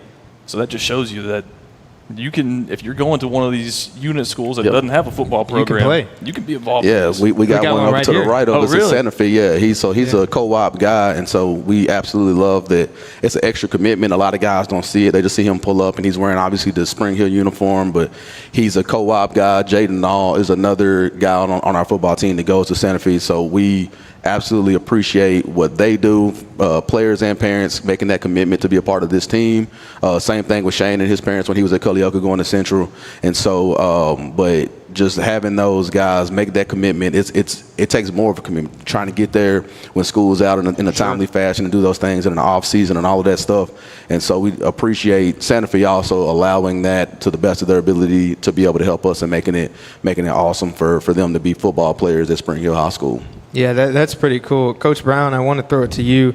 You were my offensive coordinator, and you're still leading the offense. Obviously, I played running back along with some talented players out there on the edge, and we had a lot of weapons. I'm curious to know what the skill positions look like at Spring Hill, and what are you really working with offensively this year? The most exciting thing I think about this year's offense, we kind of morph year to year based upon what we've got. It may look a little bit different based upon who's where. Your group was very, very athletic. The thing that I'm probably most excited about is we got a bunch of guys that have played a lot of snaps, especially up front. We've got 4 senior linemen. Which is a rarity. We're going to lean on those guys. And they're probably one of the biggest reasons why we were able to make that jump last year, especially in the running game. And most of those guys have been starting or playing significant minutes since they were sophomores. So they've kind of took their lumps a little bit and it kind of had trial by fire, but they're coming out on the other side of that with a lot of snaps, a lot of experience. Nothing really rattles them, and they're kind of the catalyst of what we're doing offensively. That being said, we've got a lot of guys who have played a lot of snaps on the outside at receiver. And running back, we're pretty deep. And we got some new faces on offense too that we're really excited about.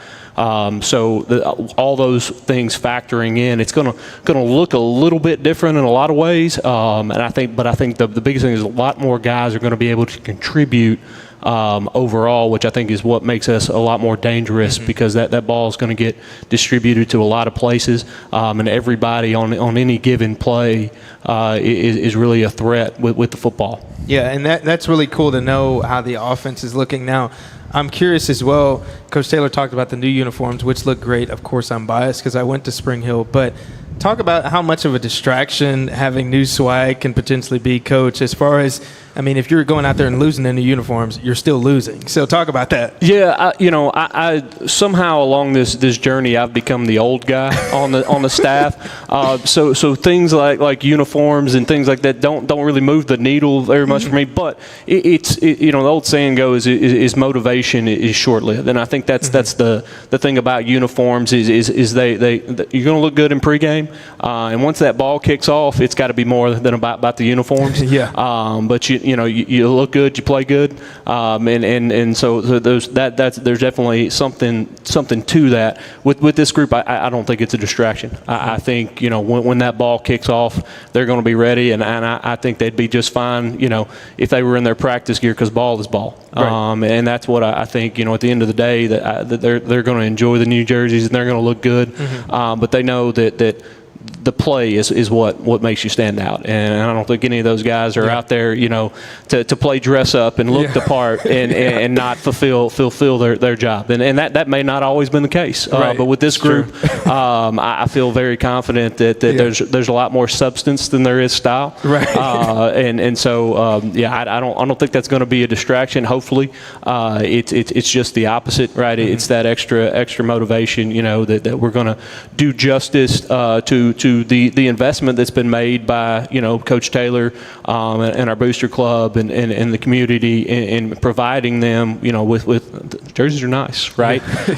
Make no mistake. So look good, play good, and I think they're going their job is the latter part, right? That first part has been taken care of. Right. I don't foresee being that motivation being that being a distraction, rather more of a motivation. Yeah, definitely. Yeah, and Coach Taylor, I'll keep it right there with the uniforms real quick. I saw the unveiling of the dark mode all black uniforms. Absolutely. It can be a distraction and you don't want it to be that, but also at the same time, what Coach Brown said, you look good, you play good. Right. What went into the decision is there a historical piece with a blackout uniform for Spring Hill, or is this the first time? Like, what went into that decision? As far as I know, this is the first time they were in black. I looked, I couldn't find, I thought about it, but, the guys wanted something different, and so we went that way, and so we put the black on. Obviously, we're Raiders. There's some mystique there. So we just went ahead and went that way. So obviously, the dark side thing kind of went together. A lot of times, it kind of feels like it's Spring Hill versus everybody, And so, we kind of went in. That's kind of where the graphic came from, the dark side and dark mode thing. And so it kind of just happened that way. So it was more of a, that villainous nature, I think, is just go ahead and play the role of the bad guy and go out there and have some fun being the bad guy. So the guys jumped on it. They loved it. They put the lightsabers and all of that stuff out there. And we had some fun with it. And so just anything to get the boys excited, ready for the season, locked in, focused, I think having an opportunity to, be a playoff team again, but also, we're opening it up against Summit.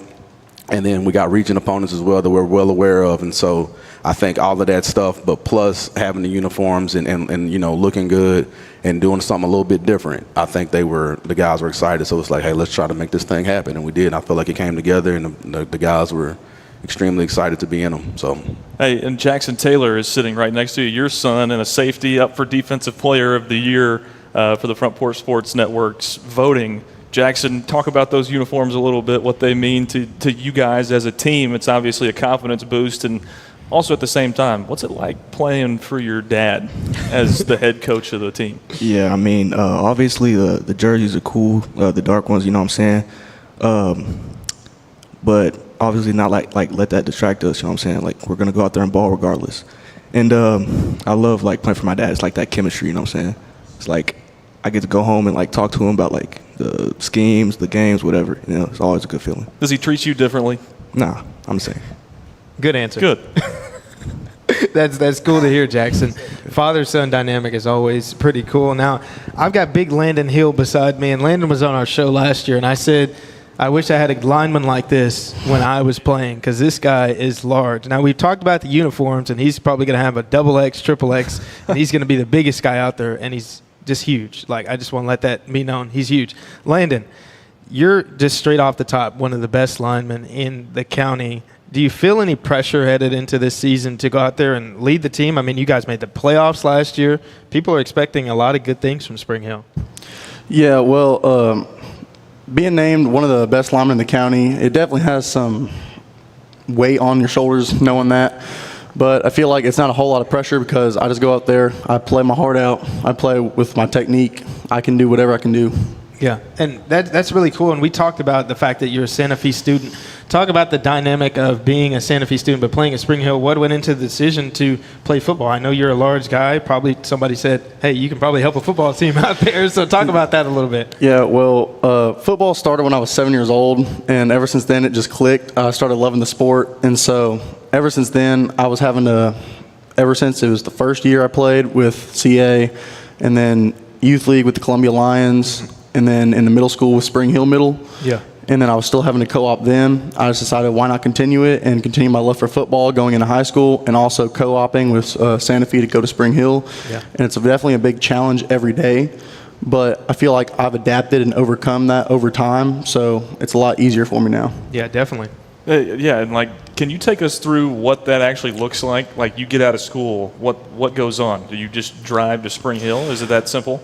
Well, usually in the past, I would go to school at a normal time, 7:45, and then I would leave school around 2:45 with the bus riders. They'd give me a little 5 minutes, try to help their best, and I would drive straight from Santa Fe to Spring Hill, about 25-minute-ish drive, depending on traffic.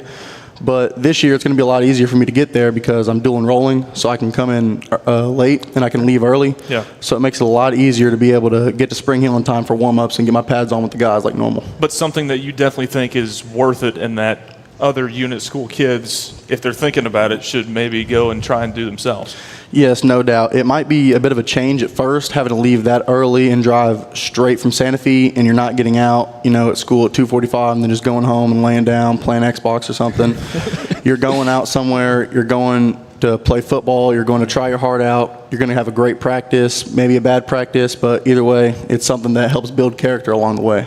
Yeah, definitely. Coach Taylor, Landon brought up a great point there. Being a dual enroll student, obviously, academically, you have to be in good standing to play football, or you're going to be in a lot of trouble with your coaches and administration. Talk about the expectation at Spring Hill as far as being in good standing as a student athlete to represent the Raiders on Fridays. No, absolutely. We try to make sure our guys are obviously academically eligible. We want them to be more than that. We want them to have excellent grades to do whatever they want to after that, but also understanding, a fall sport and having the size, the amount of kids on a football team that you have, we got the cameras right here. So you wind up, whether you want it or not, you wind up being a leader for your school. And so for Landon, it's even more so because he's one of two guys that are Santa Fe guys. Mm-hmm. And so he winds up being a leader for his school in that fashion, but that's the same way for all the guys that put on the pads and start the season off, start the school year off really with, from a sports perspective with football. And so we want to model what it is to be a good athlete, be a good student athlete first. And so we try our best to make sure, hey, if these grades are slipping, let's do what we can do to make sure we get those guys the help that they need. And every guy's different, but we do want to make sure that those grades are always in line, and we try to talk to these guys about, hey, what are your goals in life and all of that. So if it needs to be an A, it needs to be an A. If it needs to be a B, it needs to be a B. And so we'll try to monitor those guys. And I'll shout out Coach Rodney Lockridge. He's our defensive line coach, defensive coordinator. He's also our academic coach as well. And so he does a really, really good job with those guys and making sure they're where they need to be. And we try to communicate with parents as well to make sure, hey, whatever you expect at home of that player, that we expect the same thing with him on our football team. Yeah. And so very, very excited because, this year it went well. It's from an academic standpoint. I say this year, last school year went well from an academic standpoint. I mean, not perfect, but I think we had a lot of improvements academically. So I'm excited to see that, and hopefully we continue to improve. Right. And Jackson, I want to throw that to you because your dad talked about being a leader. Not only do you represent the Spring Hill Raiders, being a football player, a great football player, but you and your brother represent your dad in the halls and everything. Do you feel any pressure to be a representation of your family because you play for your dad and also for the Raiders? Talk about that. Yeah, I'd say there's not really pressure. You know what I'm saying? I'm just, like, every time I go to school, I represent, I just do my thing in the classroom. You know what I'm saying? I act right, be responsible, just be disciplined. Yeah. Apply myself to school. That's the thing for me. Yeah, it seems pretty easy. Yeah. And, Coach, go into that a little more. Talk about your coaching journey. Obviously, you were the defensive coordinator at Central for a long time, and you've been in this for a good amount of time now, getting up there in the years that you've been coaching a little bit. But, yeah, talk about, and I know you're a big man of faith too, so talk about your journey through coaching and now at this head man spot in Murray County. Yeah, it's a long road. You never really know how it's going to go, how it's going to wind up. I started coaching freshman ball at Columbia Central, and I spent a year after that at Summit, and I learned a whole lot from Coach Coleman and his staff. A lot of those guys are still there at Summit, man. I love those guys like brothers for sure. And then came back to Columbia Central in 2017 and got to be the defensive coordinator. It was my first year being a defensive coordinator, and so I got to run into you, which was great. Spent a lot of good time, ran into a lot of good players, met a lot of good people at Columbia Central. Man, I learned how to coach some ball and lead a unit out there for real. And then in 2021, went to Spring Hill, coach DBs, then then became the defensive coordinator there too. And then it was a little bit different, obviously first time coordinating somewhere other than Columbia Central, but it was a good learning spot, and I learned a whole lot about Spring Hill that I didn't know, as much of a rival I was for Spring Hill when at Summit and Columbia Central, but now I'm at Spring Hill, and a lot of things I didn't know, misunderstood, and it's been great to be there. And then obviously last year getting named, head football coach, and it's been an absolute dream of mine to be able to be in this seat, and I don't take it at all lightly. I'm so excited to continue to build, and then obviously sitting here to the left of me is Jackson, and then out there is my younger one is Austin. And so to be able to coach both of those guys, and this is year 4 for Jackson being in Spring Hill, and I've loved every second of being able to be his coach, because not only am I his dad and his coach, but again, he's a safety, and so when we're doing defensive individual things, he's with me because I coach safeties. Yeah. And so I spend plenty of time during practice with both Jackson and his little brother Austin, because he's also a safety. And so I'm just excited to be able to be their dad, but also be their coach, because they're extremely coachable, they're talented, they ask the right questions, they work hard out there every single day.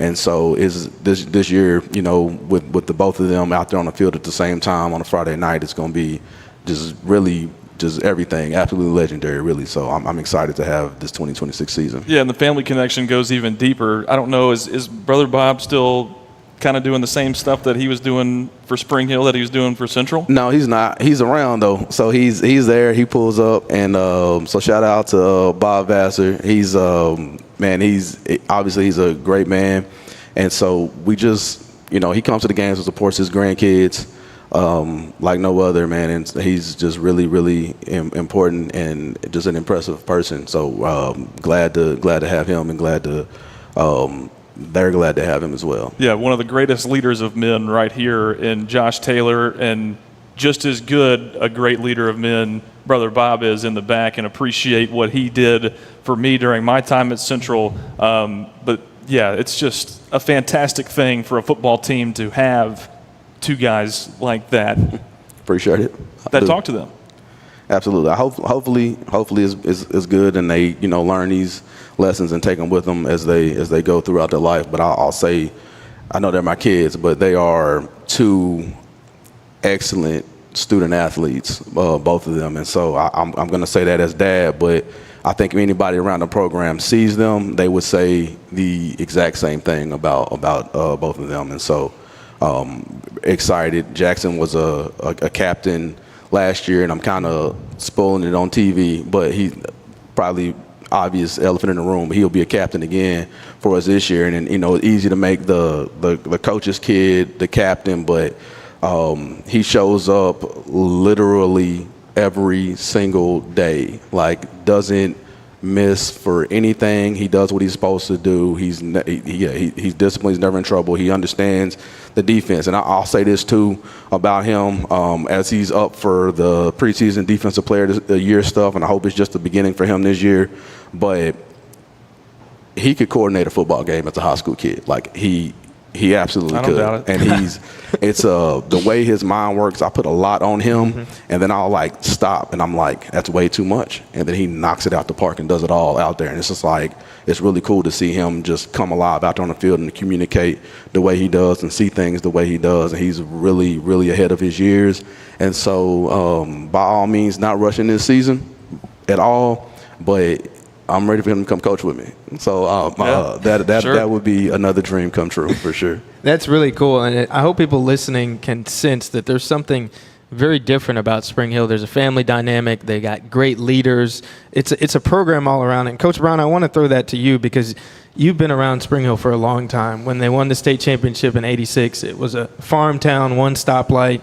They were a single-A school. Now you got another school in Spring Hill, another school on the Williamson County side of Spring Hill. A lot has changed. How do you kind of manage all those changes as someone who's coaching men out there on Friday nights to be a great representation of the city? Yeah, that's a really good question. Obviously, it's changed a lot for in a lot of ways for the good. In a lot of ways, maybe not so much. The dynamic, the makeup of the community is probably the biggest thing. You went from a place where everybody knew everybody, and I can remember the town literally shutting down on Friday nights. Signs in windows. Gone to the game. And with the change in that community, you lose a little bit of that, right? It's not the same, but you gain a lot more, right? And the people that have moved in and kind of come into this thing, as Coach Taylor said, I don't think people really realize how special it is until you're inside of it, and it's not something that you can explain to those who aren't a part of it. He's got the unique perspective of being on the outside, and when he got there, I think he had kind of one idea of kind of what Spring Hill High School and Spring Hill football was, and I think his eyes have kind of been open, definitely to maybe kind of how that's different. But at the end of the day, there's a lot of pride. There's a lot of tradition around the program. There's a unique blend of kind of having both of those things, right? Having the tradition, but also kind of having the new and the influx of people maybe not from around here. And I think the jerseys are kind of a perfect representation of that, right? Yeah. There is that tradition, but the jerseys kind of represent. It may be a little bit of a new chapter, right? And we're getting back to the point where once the new school was built, a lot of our kids, their parents went to school there, right? Exactly. And so that sense of community that maybe kind of waned once the new school was built. That's coming back. Yeah. But obviously, as Spring Hill and Northern Murray County grows, those things kind of get fractured a little bit. Happened with a little with Battle Creek and Summit and all those things. But it's still a special place. Yeah. And it really is. And guys that get to experience that, like yourself, from the inside, you get to really understand that there's a lot of respect for those that came before you, 100%, right? And you get that intimate support from those who have kind of sweated on the same field and been a part of the same locker room and the same program. And even though it may be different faces, there's that unique bond that kind of runs through the program year after year that connects those. And it's really fun seeing those two groups come together on Friday nights, right? Yeah. And guys that may have played, 10, 15, 20 years ago and even longer, be there to support those that are out there on Friday nights in the fall. Yeah, that's a good really summation of everything that Spring Hill is now. Now, before we get out of here, I want to give some funny questions to the players we got up here on stage. Landon Hill, you're one of the biggest guys I've ever seen at the high school level. On the line, if you got to go get a brand new truck from a car dealership, what type of truck are you going to go get? That's honestly a really hard question. I'm going to be honest with you because I've never really been much of a truck guy, if I'm going to be honest. But I guess a Ford F-150. Not really sure. Okay. What color are you going to go? You going to go Santa Fe colors or Spring Hill colors? Spring Hill colors. My favorite color has been red my whole life, so I'll go towards red and maroon. Okay, and I want to throw the same thing to Jackson. Jackson, if you got to go get a brand new car, what type of car are you going to go get?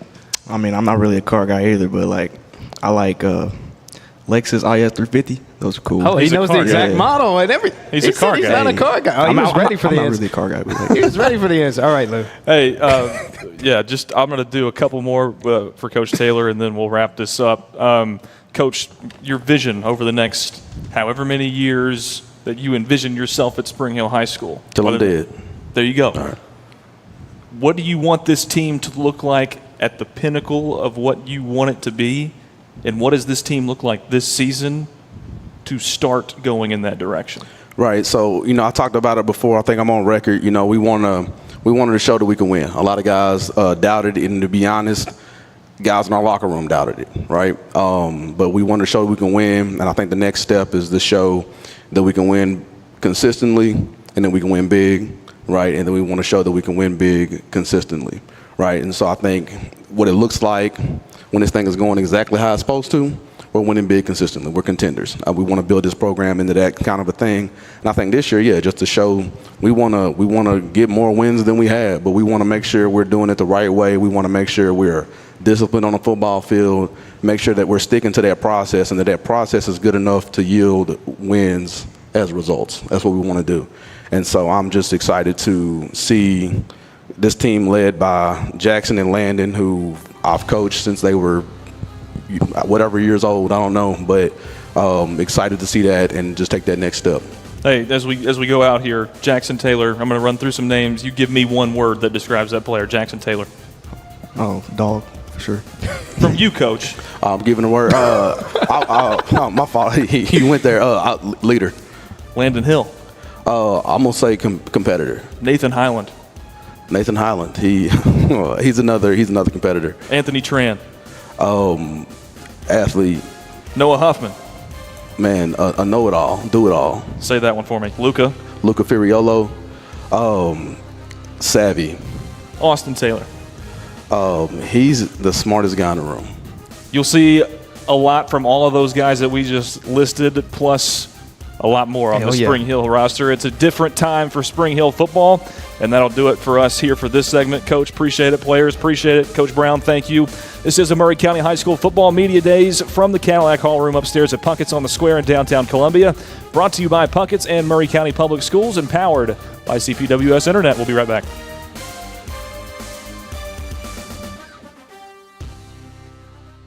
Hi, I'm Robert Rogers at Parks Motor Sales Buick GMC. And I'm Michael Parks Lawrence at Parks Motor Sales Buick GMC. Together, we're Mr. Bobby Parks' grandsons, and we run his dealership, and we are glad to be part of our local community. Being family owned and operated, we invest heavily in our community. We do things like sports teams, schools, bands, you name it. We try to help everybody we can. The reason why we do this is because we all love this community. So come do business with us, your neighbors, at Parks Motor Sales in Columbia, Tennessee, right off Nashville Highway, or at parksmotorsales.com.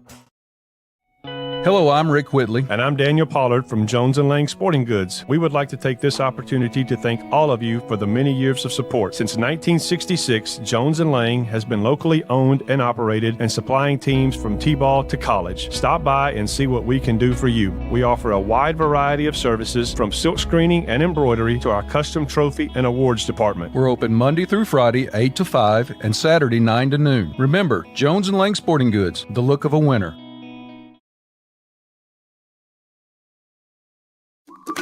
Hello, my name is Zach Maddox. I'm a proud third-generation owner-operator of Columbia Paint and Wall Cover, founded by my grandfather, Ralph Maddox, in 1946. We offer a variety of paint and wall covering products, but our passion is customer service. We can offer many personalized services and can come out to your house or business if needed.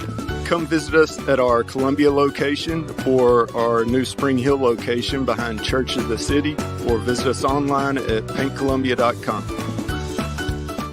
Some people are just obsessed with their lawns. They'd cut their grass with a pair of scissors if they could. Thanks to Gravely, they don't have to. You see, Gravely makes not only the best built and most comfortable lawnmowers, they also leave your house looking like a doggone country club. So whether you're a commercial landscaper wanting the best or just a perfectionist homeowner, you can't do better than a Gravely. See our full line of Gravely products at Maury County Equipment, 1075 North James Campbell Boulevard in Columbia, Tennessee, or check us out on Facebook. This is Gary Schrader at Priority Motor Cars. Are you looking for a better way to buy a used car? Come see us. We're family owned, and we believe every customer deserves honesty, quality, and a hassle-free experience. Every vehicle is carefully selected, competitive priced, and backed by the kind of service you'd expect from your neighbors, not your strangers. Plus, we're always looking to buy quality vehicles, even if you don't buy one from us. Visit Priority Motor Cars today, where integrity becomes standard, right across from the Maury County Judicial Center, or online at PriorityMotorCars.com.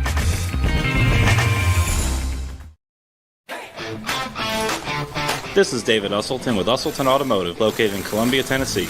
We service all foreign and domestic vehicles. We take pride in our work, and we don't cut corners. We offer a 5-year, 50,000-mile warranty and loan our cars with almost every repair. We are located at 1201 South High Street in Columbia, Tennessee. You can reach us at 931-215-1765 or find more information at usseltons.com.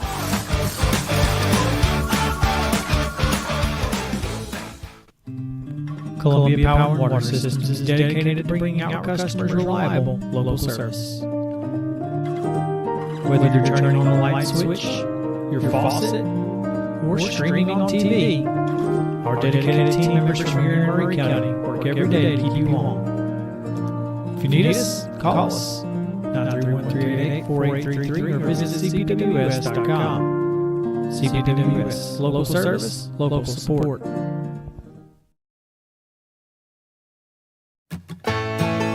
Farmer Johnny here, Taylor Family Farm. I want to give y'all a little look-see. We raise 100% non-GMO, grass-fed beef, pasture chicken, and pork on our family farm. Everything that we grow is raised with love and care to ensure the highest quality and nutrition for our family and customers. You can shop online at TaylorFamilyFarmTN.com or visit our farm store in person at Etheridge, Tennessee at 301 Dave Reisner Road. That's TaylorFamilyFarmTN.com for more information. He shoots, and he scores!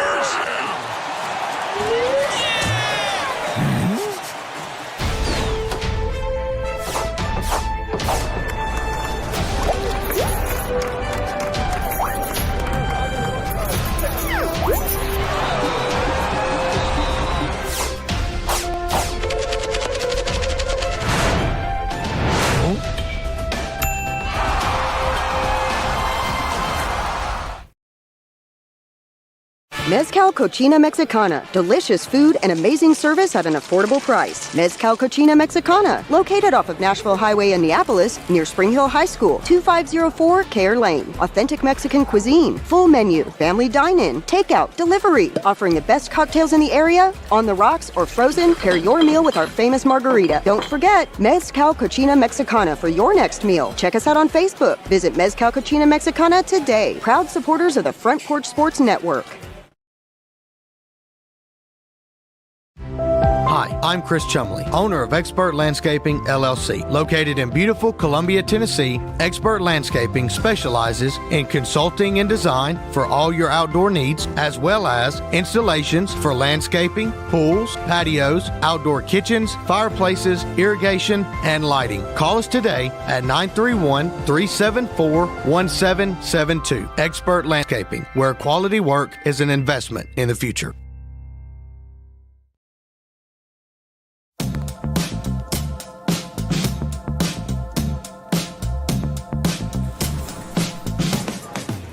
Do you wanna be a bad man? Yes, you do. Do you wanna taste sweet salvation underneath the summer moon? Do you need another hand now? Yes, you do. Go see Miss Josie down on Columbus Avenue. All right, Columbus Avenue. In our connected world, a strong, reliable internet connection isn't just a luxury, it's a lifeline. For work, for school, for staying in touch. That's why when you need assistance, you want someone you can trust. Someone who knows your community and understands the unique needs of your neighborhood.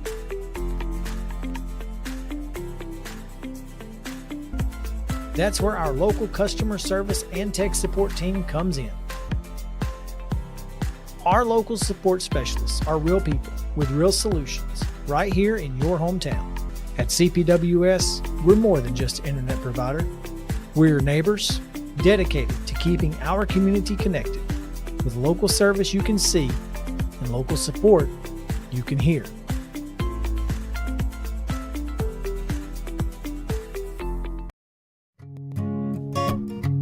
This is Trip Stoltz, owner and manager at Columbia Ace Hardware. We have changed our store hours to better serve our community.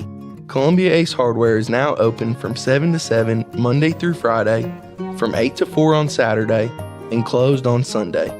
Come see us at 112 East James Campbell Boulevard and let us show you customer service that can only be found at Columbia Ace Hardware. Ace is the place with the helpful hardware, folks. Hello, this is Rick Tillis from Tillis Jewelry. What is a full-service jeweler? Experienced staff, custom designers, in-house jewelry repairs, and beautiful jewelry. Yes, at Tillis Jewelry, we are passionate, knowledgeable, and committed to integrity. We strive to be the best in our community and in our profession. We build long-term relationships and become part of family traditions that will cross generations. We delight clients by providing an unparalleled selection, superior service, and exceptional value. Tillis Jewelry, we exceed your expectations.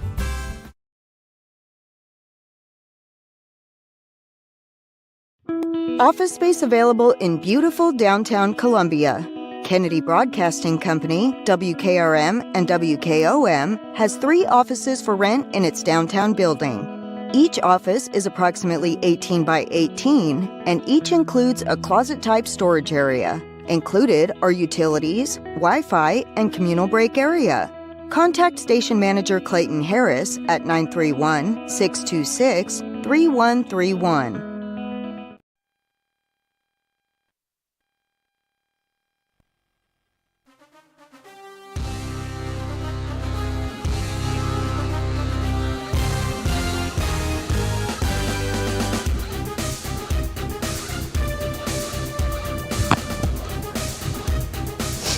It's the Murray County High School Football Media Days from the Cadillac Hall Room upstairs at Puckett's Restaurant on the Square in downtown Columbia, Tennessee. Brought to you by Puckett's and the Murray County Public School System, empowered by Columbia Power and Water Systems Internet. And that's how we are on the radio and streaming today to you on the Front Porch Sports Network. Lynn and Seacrest, Lewis Maddox.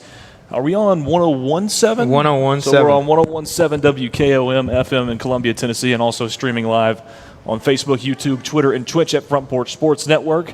And Landon, we have got the Battle Creek Grizzlies with us today. And by the way, if you're in the area, you're a fan of any of these high school football teams, you can come up and join us and listen to the show live here upstairs at Puckett's. But Landon, we've got the Grizzlies with us first year with seniors on their roster. Dude, this is a historic, monumental moment and a monumental media day because Battle Creek being a part of this is just super special.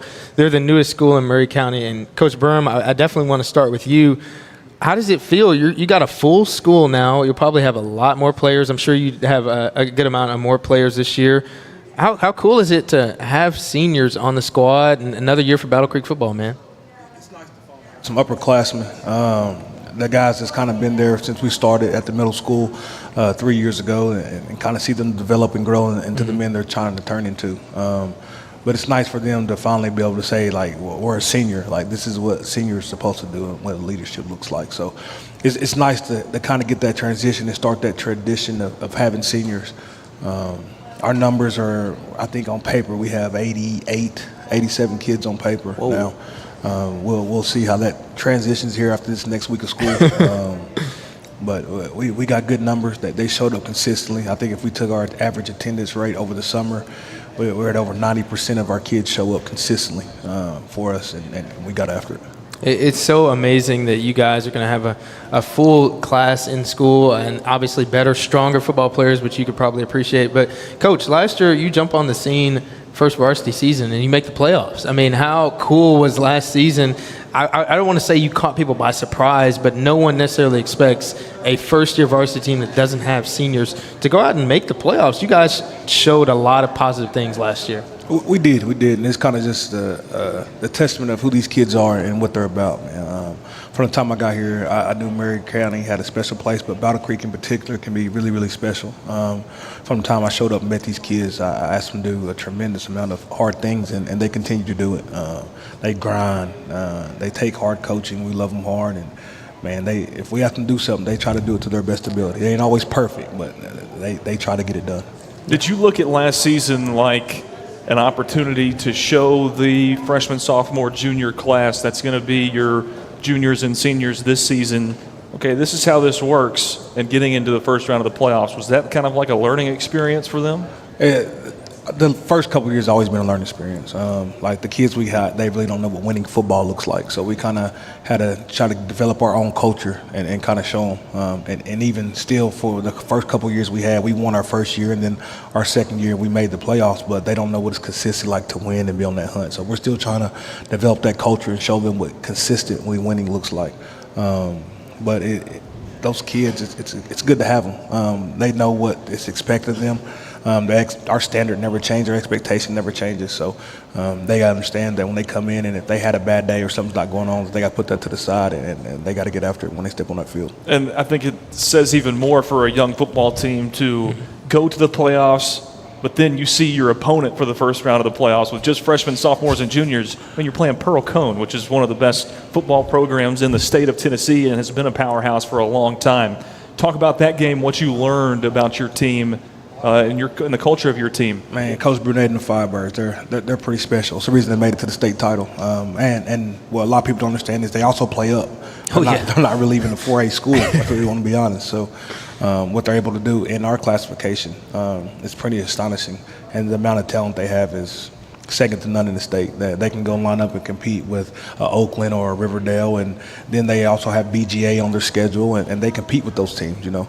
So the amount of talent they have is second to none. But for our kids to go out there and try to fight, I mean, we even had a kid, you know how athletic Pearl Cone is. We had a kid named Chris Lemming. We took a screen, he split their safeties and went like 77 yards to the house. So it kind of speaks to the testament of the type of kids we also have down here and what they can do when they rise to the occasion and go face some competition. Right. And to my right here, we got Coach Josh Scroggins here. Talk about what you do for the Grizzlies and how excited you are. You got seniors too. You're going to be coaching some seniors this year. How cool is that? I'm just happy to be here, honestly. I love football. I think coaching has always just been a calling for me. And Coach Burham came very highly recommended from some people that I trust and know very well, coming from Williamson County and Brentwood High School, and came down and just met with him, and man, the rest is history. But man, I'm excited, and I kind of got the front row seat to kind of walk into a senior class for the first time, and man, it's been a pleasure to watch these young men grow. I mean, from the 3 months that I've been here, watching them, see them their into their junior year, you know, right at the end to this year, it's been incredible. And I think we're really blessed with a lot of talent. I think we got 2 quarterbacks that could start at any school they went to. We got 2 tight ends that I think could start at 6A Williamson County football. I think they're freaking good. We got skilled guys. We got Stanley, one of the best receivers in the area. I mean, you know, as an offensive coordinator, you sit back and you look at what you got, and you're like, oh, this is a pretty good little situation. They handed me the keys to the Ferrari, you know, so it's like, let's go do some burnouts.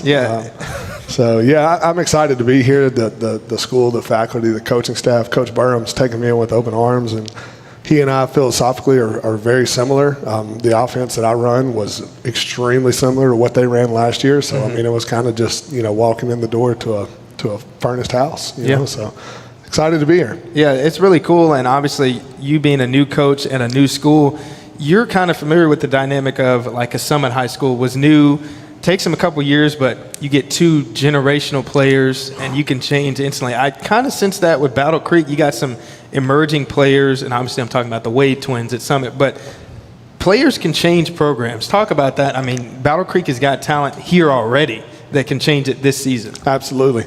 It's funny you mentioned I had a front row seat to the Wade twins. I was the outside linebackers coach at Brentwood High School. In 2020, we played them in 21. So got all that, and then you throw Parsons in there at Ravenwood. So I've seen what some kids can do to schools. But there's no doubt about it that, you know, everybody says it ain't the X's and the O's, it's Jimmy's and the Joes. And you get some kids that can play a little bit and some coaches that know what they're doing, and you put it all together in a system, and the kids that believe and special things can happen.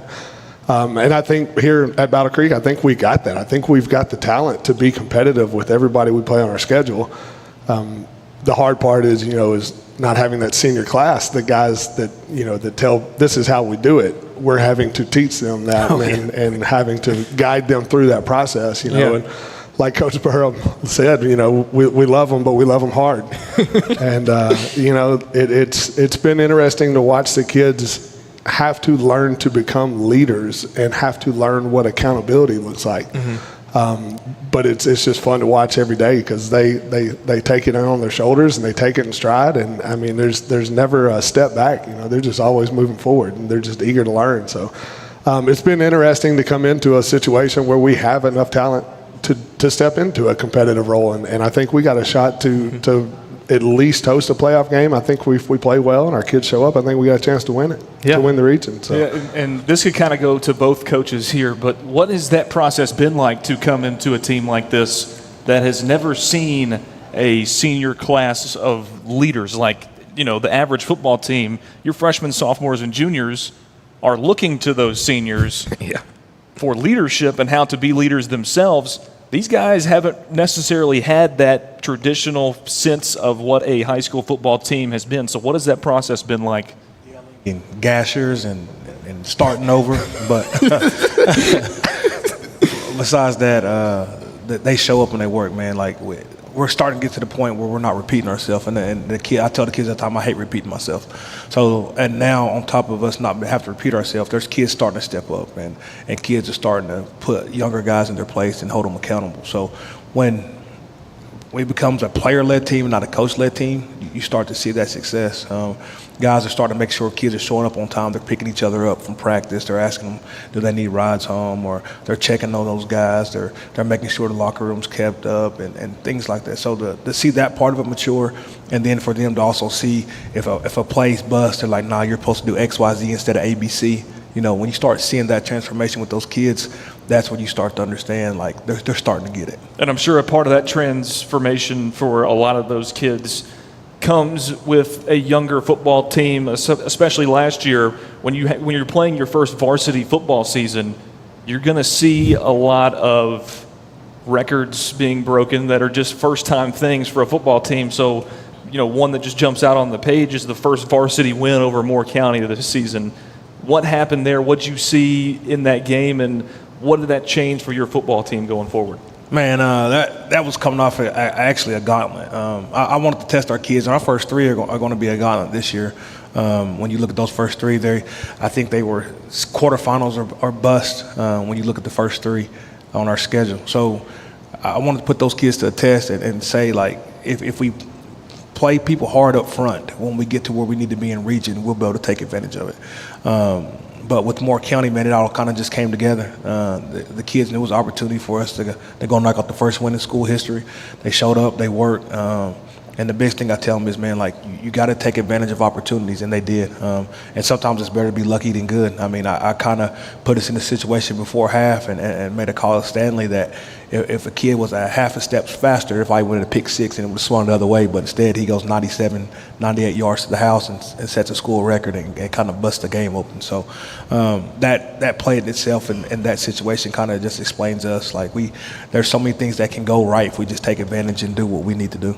Yeah, and it's really cool that you've got players up here that are impactful in a multitude of ways, starting with Stanley. Stanley, I remember broadcasting the game last year that you had 5 touchdown catches, you had a kick return, all of that. You are a very dynamic player, arguably the best receiver in the county.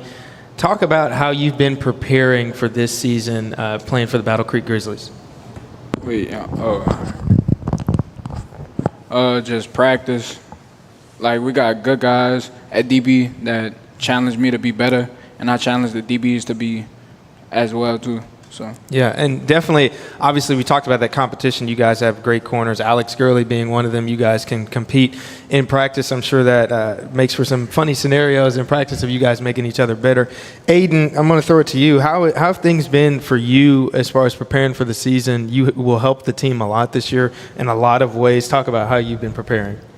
So we come in every day, we work, right, 4 hours a day in the summer, all summer long, and we've been able to get this senior class that you guys talk about, and they've been able to push us, and we've been able to see them and watch them work and learn from them, and I've been this season trying to be a better leader. Yeah. I'm a junior this year, so I'm trying to really showcase how I can lead this team, and I want to have a better season, so we've been working. We've been grinding every day. Yeah, for sure. Stacking days. Hey, coaches, I kind of want to ask you about your quarterback room because I hear that there was obviously Colton Barba who started last year, but you've got a couple of guys in that room that are competing. Can you talk about that competition and how that makes both of those guys better? So our quarterback room is kind of unique. Like you said, Colton finished starting as a starter last year, but he's a dual sport athlete. So when he's in baseball, Brody Orton has to step up and lead us through spring, and he did a tremendous job with that. We did some really good things. So it's only fair for the kid that leads us all the way through spring has a chance to compete with the kid that started last year. And that's just kind of the dynamic relationship, and they push each other. Coach Scroggins has came in and tried to develop their IQ as a quarterback. I'm offensive lineman at heart, so I tell him look at ABC and throw the ball there. He's kind of dissect into it. It's like let's look, get a little more detailed and look at some coverages and do some things. But man, Colton and Brody, they push each other. They know that they gotta also lead and be leaders when they get into that position. Like he says, there's going to be times the quarterbacks have to say, hey, that's my fault, even when it's not their fault. And there's going to be times they have to do certain things that it requires sacrifice. When things go really, really good, it's the quarterback's fault. When things go really, really bad, it's the quarterback's fault. Yeah. So they got to know that every day and come in and go to work. When practices aren't going the best, it's always going to be their fault. If we got to reset or we're not moving at the pace we need to, it's the quarterback's fault. So along with that, and try to get our offensive line to kind of understand what we want, and then those guys got to lead those guys. We're actually fortunate enough this summer with the way our skill position has kind of played out. We're actually fortunate enough to get a lot of best on best in the 7-on-7 world, to where our linebackers and our secondary didn't really cross over with our receivers and our running back, and we got a lot of competition getting after. Stanley did some really good things, and sometimes we made him frustrated and made it hard. So those quarterbacks kind of got to witness that and I know what it's like to lead on both sides of the ball. Yeah, and Coach Scroggins, add to that a little bit, because those are the guys that are leading your group, and you see the most of them day in, day out. Lots of them, day in and day out. Sometimes they probably think too much. But so when I came in the summer, right at the end of spring ball, I sat them both down and I told them, you've got to learn me and my offense and how I coach, and I've got to learn you and how you play and how you act. So I told them from day one, there will be no starter named through the summer, period. I was like, there's no pressure on either one of you. You are learning, I'm learning, let's learn together. And both of them have taken it in stride and gotten leaps and bounds better.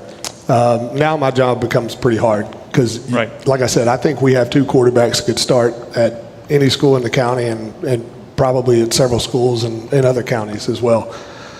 So now my job gets hard because we're into season now, and it's getting down to the time where we got to make a decision. But both kids have gotten infinitely better. They're coachable. They want to be well. They want to do well, and they want to be coached hard. And I tell them all the time, whoever gives us the best chance to win a football game is going to play, and I don't care who it is. So I don't really have much for you now as far as hot takes or anything. Sure. I guess they're both playing well at times, and they both have bonehead moments at times, as quarterbacks do. And they're struggling sometimes with the leadership aspect of it, but when things go well, they're happy, and sometimes it's not their fault, and they have to shoulder that, and they're learning that. The quarterback's in an unfair position. You take responsibility for everything. Of course, absolutely, good, bad, or ugly. So they're learning. They're learning. Coach Burham, if you look back at what he did last year with a small number of staff he did, I mean, it makes it even more impressive. When I came on staff, there was 4 or 5 of us, and you're just not enough hands on deck. No, not at considering that he made a playoff game with no seniors, and what, did you have 4 assistants? 6 was 6. all together. And it just, seeing these kids now being able to get that individualized coaching where now we have position coaches, and so they're meeting with me as quarterbacks instead of as an offense in a group. So we're getting down to the meat and bones of it. But I'm excited to see how these 2 quarterbacks perform, how they take it in stride. I'm excited. I don't know. There's no hot takes, but we'll see. Yeah, and it's very interesting. As we talked about the competition in practice and all of that. And Aiden, I want to throw this one to you as far as how you fit in positionally and the practices you guys have and the competition. Who are some players that you compete with on a daily basis that make you better and that will prepare you for the season, Aiden? I'm sorry. I thought you were talking to me. Yeah. Some players I compete with are Tripp Stennis. Yeah. He plays both of the same positions that I play, being tight end and inside linebacker. Me and him go head-to-head every day, and we also play together on certain form of packages. You know, we both play defense together. We both play offense together. And so me and him just go head-to-head, and we compete with one another, make each other better. And that's the most important thing. That's the competition. And now, Coach, I will throw it to you because you've got a lot of talented offensive guys. Stanley is one of them, and you got a quarterback competition.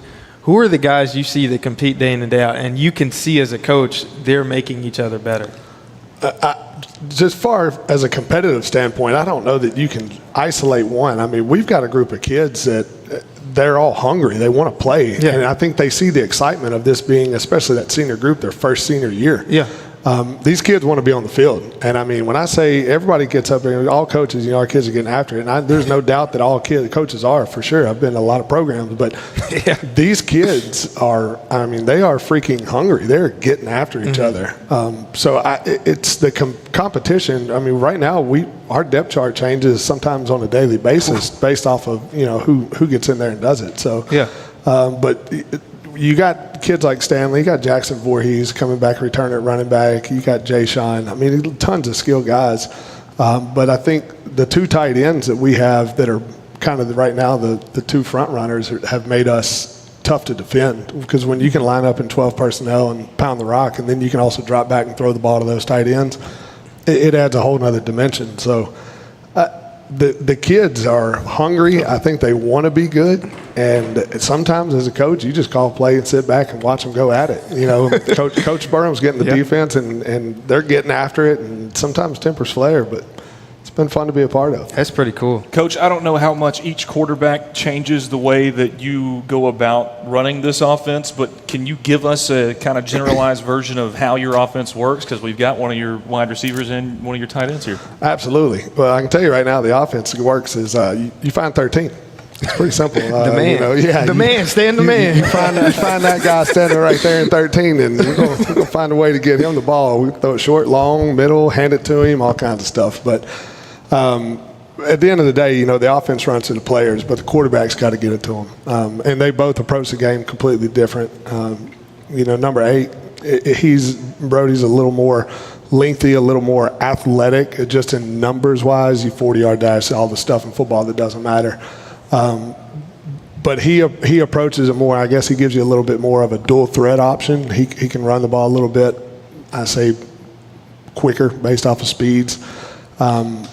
Colton's more of, I guess, what you would call your gamer, kind of your field general. Both quarterbacks are very intelligent. They process the ball well. Colton's good at escaping, which you kind of, if you look at him day one, you wouldn't think so. But he's really good at escaping and keeping the play alive. The offense is going to look different to a degree based off of which one takes over and wins, but it's not going to change wholesale. I mean, we're still going to do what we do. We're going to run the football, and we're going to pound the rock, and we're going to throw the ball to number 13. So, there is a little bit of a difference just off of, I think Brody gives you a little bit more of a run option there, but in high school football, how much do you want to pound your quarterback day in and day out? Right. It's not like Alabama where we've got 3 5-stars in the wings. Yeah, just put them out. Yeah, you just throw the next 5-star out there, So you got to be selective with what you do with them. But, I mean, like I said, we're going to run the football and we're going to throw the ball to that guy right there. So hey, and for both of these players, Stanley and Aiden, kind of take us through how you see yourselves working on this team and in that offense, and your visions for how this season will go for yourselves and for the team. Starting with Stanley. I feel like we're going to do good. Practice been way more intense than last year. We got guys that we could compete with, guys that make us better all together. And I feel like we just gonna show everybody that what we could do and what we could have did better last year. Aiden? Defensively, I see myself as I can lead them and I can show them what I want, and I can go out there and play and make them better and just, make the offense work, make everybody work and compete. You're looking back in November, December after the season's already over. What do you consider a successful run if you're looking back on it? Looking back on it, in November, December, we were done. We want people to show up and work out. We want people to come to workouts and lift and be there. And I've been able to lead them and show up and lead in the weight room.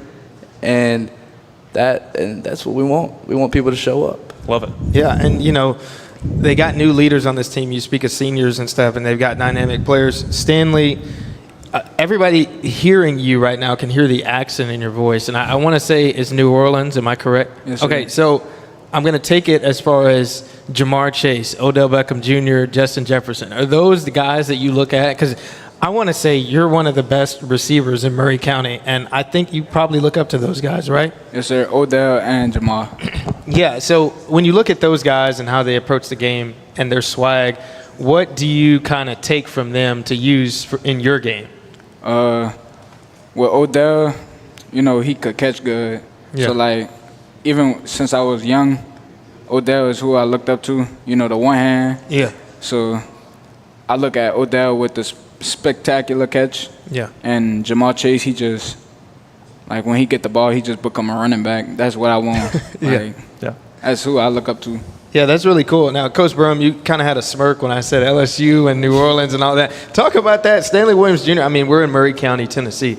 We don't have too many people from New Orleans, Louisiana that's got that accent and that swagger. Talk about that. Stanley's he's just a little different, man. If you really get to know Stanley, he's blind as a bat. He can't see. He will look at you and squint. And it's when you see the things he does on the football field, it kind of just puts it into a special place because the kid's special when he wants to be. When he decides to flip that switch and get after it, there's times he can make a contested catch look so easy. And it's how did he catch that? Especially last year, been on the offensive side of the ball. It's all right, 13's done there somewhere. It's 3rd and long, chuck it up, And then this year, been on the defensive side trying to get things squared away. And we're doing best on best. And we got him boxing the phone booth. We got a guy over the top, a guy underneath, and the kid comes up with a freaking spectacular catch, and it's how? When he wants to go, and if he ever decides to really commit to specializing in his craft and work on it day in and day out, he can do some really, really special things. He's hit 21 miles an hour on the tracker several times, pushing close to 22. So he's very unique in what he does. That's good insight, Coach. Hey, I'll end it this way. Both coaches, and I know you probably don't like to hear questions like this, but I got to ask. You don't want to look ahead to the end of a season, but first year with all 4 classifications on your team, for both coaches, you look back in December on this season that's coming up. What is a successful season in y'all's eyes? And finish better than what we did last year, make a deeper run than we did last year, and make sure those kids understand that at the end of the day, it's a game, but it teaches you many life lessons, and we're very thankful to be able to coach them. This senior class is going to graduate will always be special because it's the inaugural class. We started at a middle school, and I think when we started with that sophomore class, we only had 15 to 17 kids that were sophomores that started, and now I think we have 15 on there, but out of that 15, 2 or 3 transferred in that wasn't even here. So that core nucleus that started is kind of there. I think, you think about Brody Oten's been there from the jump, Max Duggar, Wyatt Summers, Alex Gurley transferred in, I'm trying to think a couple more. Jackson Voorhees was here from the jump. So there's a core nucleus that's kind of been here. Nathan Dussault, he can be really special for us. And they've been here and they've built it. So this is kind of going to be their legacy, and how Battle Creek is defined is how they started it from the ground up. Coach Scroggins? I guess I might be a dreamer. But honestly, for me, to host and win a playoff game, not only host it, but win it and make it to the second round, because coming from the outside in, I come in and see the talent we got, and we've got a chance. I really, in my heart of heart, believe that. I'm not just saying it for the radio show, but to me, an honest assessment would be to host and win a playoff game. Wow, that's high expectations. Blue, I got one more for these players up here. We always try and leave it on a funny note. Aiden, I'm going to come with you. As far as food places in Spring Hill, what is your favorite place to eat, and what are you ordering from that place? Man, I like to go to Zaxby's. It's over there on Port Royal Road, and I like to get some chicken wings. I like to get the wings and things. Yeah. The traditional wings and things. That's a good choice. Now, Stanley, you are from New Orleans, got New Orleans roots. Favorite New Orleans food? Yakimi. Yakimi. So what does that consist of? It's like noodles, and then you got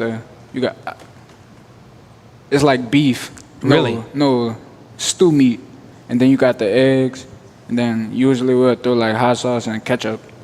Okay, maybe you got to cook that pregame meal, Coach Burham, Coach Stragons. But we'll see. Now, these boys do get fed good. That's one thing I can say. Like they get fed really, really good. So I don't know about all that. We got to get that on the menu at Buckets. Hey, we'll end it this way. I'm done this with every team, Coach Burham. I'm going to say the key players that we've got listed on this sheet right here. You give me one word to describe them. Colton Barba. Competitor. Stanley Williams. Dog. Aiden Barber. Dude. Alex Gurley. Consistent. Deshaun Brown. Jay-Sean Brown? Jay-Sean Brown. Hard worker. Brody Orton. Competitor. Chris Lemming. Athlete. Jackson Wells. Special. Gavin Pelkey. Consistent. Jackson Voorhees. Hard runner. I love it. Hey, these are the Battle Creek Grizzlies for 2026. Coaches, players, we appreciate you being up here with us on Murray County High School Football Media Days from the Cadillac Hall room upstairs at Puckett's on the Square in downtown Columbia. Brought to you by Puckett's and Murray County Public Schools and powered by CPWS Internet. We'll be right back on the Front Porch Sports Radio Network.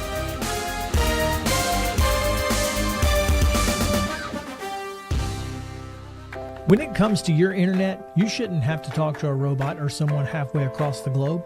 At CPWS, you don't. We live and work right here in Columbia, providing local support you can trust and service that's built into the heart of our community.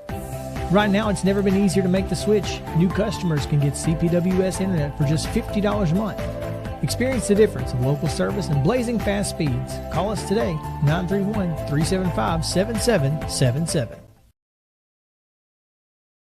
Hi, I'm Robert Rogers at Parks Motor Sales Buick GMC. And I'm Michael Parks Lawrence at Parks Motor Sales Buick GMC. Together, we're Mr. Bobby Parks' grandsons, and we run his dealership, and we are glad to be part of our local community. Being family owned and operated, we invest heavily in our community. We do things like sports teams, schools, bands, you name it. We try to help everybody we can. The reason why we do this is because we all love this community. So come do business with us, your neighbors, at Parks Motor Sales in Columbia, Tennessee, right off Nashville Highway, or at parksmotorsales.com.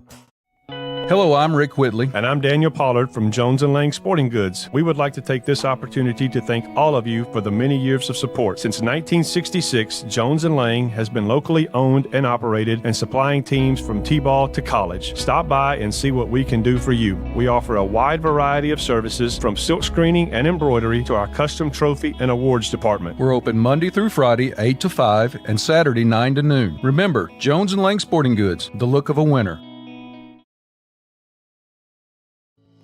We at Hollins Pharmacy must be doing something right. We've been providing pharmaceutical services in the Middle Tennessee area for over 60 years. The guiding principles of our business are fast, accurate, friendly, personal service. We do not have long waiting lines, and our phone calls are answered by a staff member. We strive to get to know our customers by name, not just a date of birth or number. We are your locally owned hometown pharmacy, and we appreciate your business. We urge you to come visit us at Hollins Pharmacy, 1608 Hatcher Lane here in Columbia. Hello, my name is Zach Maddox. I'm a proud third-generation owner-operator of Columbia Paint and Wallcover, founded by my grandfather, Ralph Maddox, in 1946. We offer a variety of paint and wallcovering products, but our passion is customer service. We can offer many personalized services and can come out to your house or business if needed. Come visit us at our Columbia location or our new Spring Hill location behind Church of the City, or visit us online at paintcolumbia.com. Hello, my name Hello, this is Rick Tillis from Tillis Jewelry. What is a full-service jeweler? Experienced staff, custom designers, in-house jewelry repairs, and beautiful jewelry. Yes, at Tillis Jewelry, we are passionate, knowledgeable, and committed to integrity. We strive to be the best in our community and in our profession. We build long-term relationships and become part of family traditions that will cross generations. We delight clients by providing an unparalleled selection, superior service, and exceptional value. Tillis Jewelry, we exceed your expectations. Some people are just obsessed with their lawns. They'd cut their grass with a pair of scissors if they could. Thanks to Gravely, they don't have to. You see, Gravely makes not only the best built and most comfortable lawnmowers, they also leave your house looking like a doggone country club. So whether you're a commercial landscaper wanting the best or just a perfectionist homeowner, you can't do better than a Gravely. See our full line of Gravely products at Murray County Equipment, 1075 North James Campbell Boulevard in Columbia, Tennessee, or check us out on Facebook. Is your insurance up to date in today's world? Foster Insurance Agency is an insurance agency you can depend on for your commercial and personal insurance needs. Foster tailors insurance coverage to meet your unique requirements stemming from years of experience and represents several top-rated companies such as Erie Insurance. Call Mike Ford or Jimmy Ford today at 931-388-8365 or stop by their convenient Columbia location at 204 West 4th Street. Foster Insurance, serving Middle Tennessee since 1952. I'm Jimmy Ford, Foster Insurance Agency here in downtown Columbia. We've been here since 1952, located at 204 West 4th Street. We specialize in commercial insurance. We write home, auto, and life insurance. We write anything from your bulldozer to your helicopter, from churches to bars. Come see myself, Mike, Shelby, or Nikki. We'll be happy to take care of you. We specialize in service.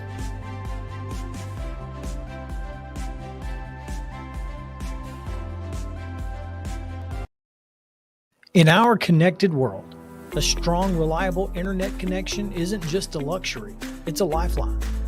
For work, for school, for staying in touch. That's why when you need assistance, you want someone you can trust. Someone who knows your community and understands the unique needs of your neighborhood.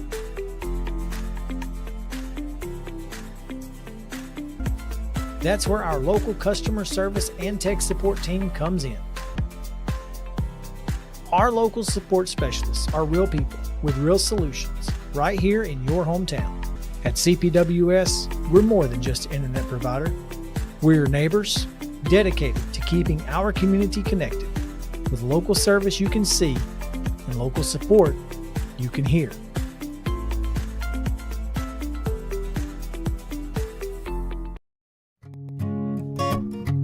This is Tripp Stoltz, owner and manager at Columbia Ace Hardware.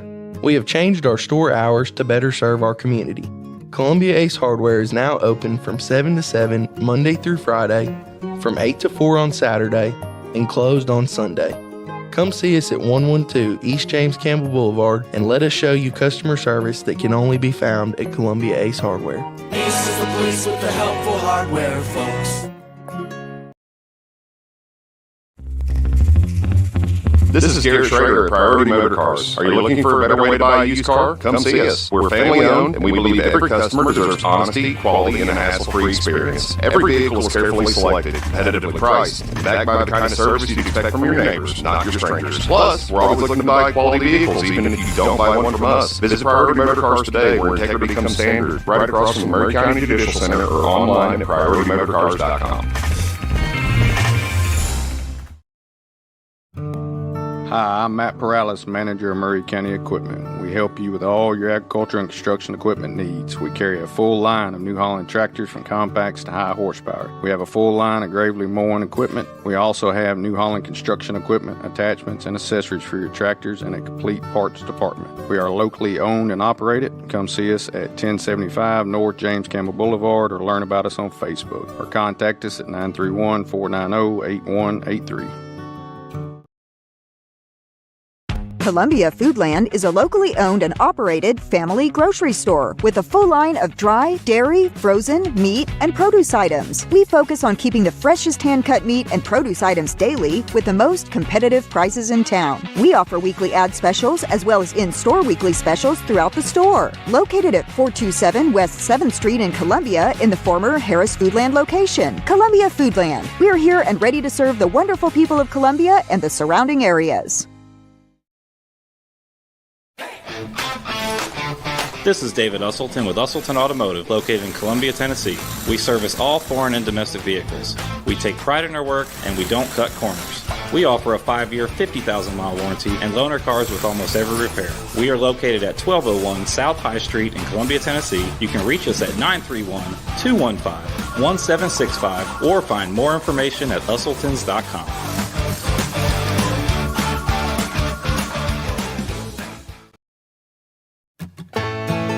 Farmer Johnny here, Taylor Family Farm. I want to give y'all a little look-see. We raise 100% non-GMO, grass-fed beef, pasture chicken, and pork on our family farm.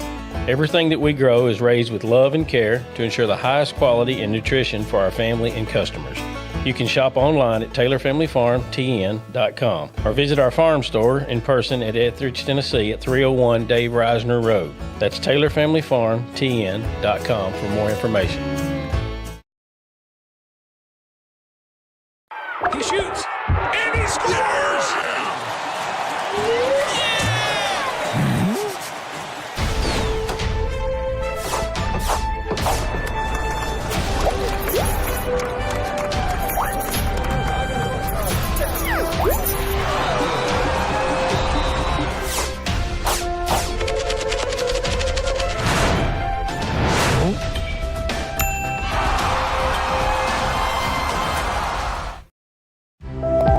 I'm Chris Chumley.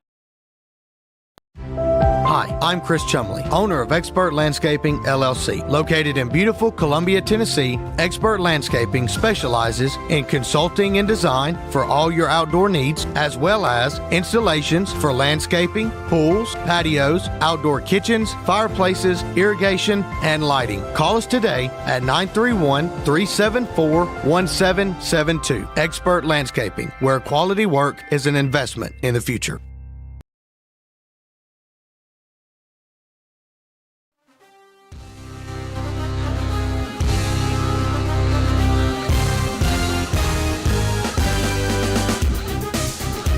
Murray County High School Football Media Days from the Cadillac Hall Room upstairs at Puckett's on the Square in downtown Columbia, brought to you by Puckett's Restaurants and the Murray County Public School System. We're powered by Columbia Power and Water Systems Internet. Landon Seacrest, Lewis Maddox here for the Front Porch Sports Network. We appreciate you being with us on this Saturday afternoon for High School Football Media Days. And this is the last team we'll have up for the day, and they are the Columbia Central High School Football Lions. We've got Matthew Belkin, quarterback Daniel Booker, Zane Nash, head coach Darius Goff, and Coach Antraz Booker up here with us. Guys, it's an exciting time for football here in Murray County and for Columbia Central High School, Landon. Yeah, it is. You know, Coach Goff, I just want to start with you. I feel like there's a lot of high expectations for Columbia Central headed into this season. You guys have a lot of returners, didn't lose a lot. Obviously, you lost a couple of very impactful players, but pretty much everybody is back, and you guys are locked and loaded. How are you feeling right now? Jamboree's coming up, and you got week 1 coming up too. Man, I'm feeling good right now. You know, for the most part, we're healthy. We have a lot of guys, like you said, that returned from the previous season, that coming off of their region championship run, man, and guys are bonding and working hard. You know, last night we got rained out, so we didn't get the scrimmage in against Warren County, but those guys was ready to go up until the point we called it off. You know, so I'm just excited about all the work that's went into to get us to where we at now. I feel like we farther than we've ever been at this point coming into the season, as far as guys knowing what to do. The younger guys getting reps and getting caught up to speed as well. So I'm excited about where we are and where we can take this thing. Yeah, and when you look, you know, you're a former player, a great player, state championship player for Columbia Central.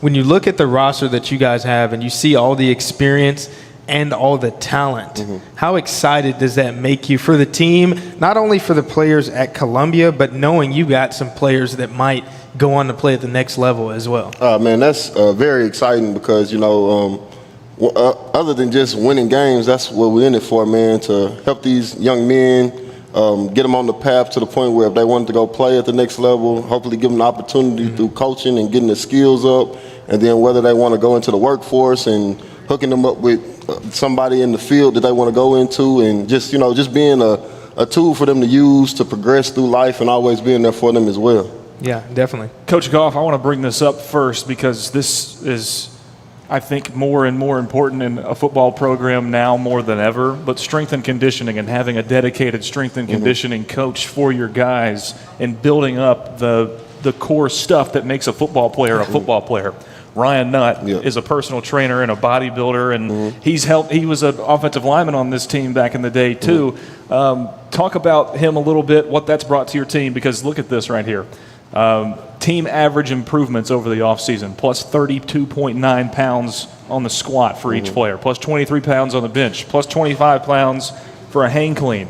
How important is having a dedicated strength coach like that and building that foundation for you to take and then make into polished football players? For a 5A football program, it's crucial to have a guy like that in place. Coming in my first year, we probably had 2 guys who could bench 225 and maybe one that could do over 315, so we were pretty weak in the aspect of the weight room when I came in, and since then, Coach Ryan Nutt, he came along, man, and we've been moving weight. We consistently in that weight room. He knows his stuff. He, like you said, you don't get those increasing numbers with somebody who don't know what they're doing, and the way he interacts with the guys. He's been a great resource for our program and has done a great job. I walk around, I see guys like looking at Jamari Brown. I use him for example. He's thickening out, getting wide, man, and you just early on we didn't see that, and now and then even when we go scrimmage against like we did the scrimmage with Chevyville. They got some big cats, and we wasn't outplaced. We didn't get outmanned. I feel like we were the more physical team in that scrimmage then and taking it to them. So that's the confidence that the weight room brings to guys. When you get on that field, you can hold your own. You feel like you can run through somebody, run through a brick wall, and you done put in the work in the weight room. And then you go home, look at yourself in the mirror and everything else. That's what it's about, man. And without that, the injuries occur and everything else, man. So that's something that Coach Nutt has done a great job. He's always in communication with me about where he wants to take this thing, and he's done a great job. And like I said, he's been a great attribute to our program for sure. Coach, another season with you at the helm of this team, and obviously offensive and defensive MVP of a state championship game. And I know you hear stuff like that all the time when the people are talking to you about your football program. But what's different about this season? Because all the talk in Murray County is this is the best Central team, talent-wise, staff-wise, that we've seen since we were competing for state champions here in Murray County. So what has that been like, and how have you gone about not allowing that to affect what goes on inside of the building, hearing the outside stuff? Oh, man, shoot, put your head down and work. Get in the ditch and grab a shovel and dig. That's what it boiled down to, man. Based off of last year, that don't get us nothing going forward this season. So if we wanted to reach what we reached last year and beyond, we can't think about that. We just got to work hard and show up every day and push each other and compete. That's the main thing, And to give these guys credit, this is, to me, this is across the board, the best roster that we've had since I've been here. From the big guys up front to the skilled guys we got out at receiver, 2 deep in most positions. Daniel Booker at quarterback, Zane Nash and Hassan Ball at running back. And then you look at the defensive side. This is the first year we've been able to take a group of defensive linemen and a group of offensive linemen and say, hey, you play this side of the ball and you play that side of the ball, and you rest when we go to offense, and offensive line you rest when we go to defense. And even when I played, we wasn't able to do that. Those guys went both ways. So I'm hoping that pays off big for us to going into this season. But these guys have earned it. They worked hard. Like I said, they've done everything that we've asked. Majority of those guys, since as soon as the season ended, about a week after the state championship game, we was back in the weight room, and them guys been showing up into spring, into fall camp, and everything else, man. So, like I said, they are a talented group, and they work hard, and they get after it. So we got to keep that up, and then, you know, let it land where it land from there. And Coach Booker, I want to bring this to you. You know, I see you on the sidelines. You jump around. You get active with the players. You know, you got relationships with the players. They all can come to Coach Booker. But you know what it takes to represent Columbia because you played. You were a good player. How are you helping the players manage the pressure that may be coming forth in this season, knowing that everybody thinks that Columbia Central is going to be good? Everybody knows that they've got Daniel Booker at quarterback. Everybody knows they scored 70 points in the playoff game. All of those things. How do you keep the players kind of grounded and humble? Just tell them y'all haven't reached the mountaintop yet. You know what I mean? There's a lot of dreams to come true, but it takes work to get there. Mm-hmm. So I just let the kids build up, and when it's time to stop the playing around, we stop the playing around and we go to work for those 2.5 hours on the field every day. And to compete with the best, you have to compete with each other. And we go best on best at practice a lot. So I keep the excitement going, and I say, hey, if Scott O gets a first down, I let the first team D know about it. And, you know, that kind of keeps us rolling. Yeah, definitely. Yeah.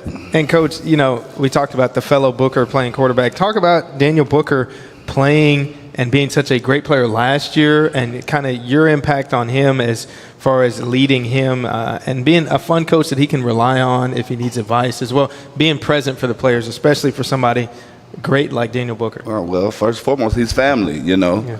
His great-grandfather was probably a great cousin relative of mine, you know what I mean? And I could just be there for him outside of football, and just when he needs to learn some little tricks of the trade, I'm here for him. And it's good to know that Bookers has played this position before at Columbia Central. Oh, yeah, definitely. And we've always been pretty good at it. Yeah. So he's just following the footsteps, and he's better than probably Jason Booker and Antrez Booker, and now it's Daniel Booker. And I just keep him pushing, keep him grounded, and tell him, you know, lead the team with excitement and always be a positive guy around the fellas. Yeah. Guys, I want to hear y'all's thoughts, Daniel and Zane, on the numbers that I pulled up for the strength and conditioning improvements that have happened. Daniel, you're clocked at 20.66 miles per hour, second fastest on the team behind Jamari Brown. Do you think you're going to beat him in a race if you guys go head-to-head? It depends what type of race you're talking about.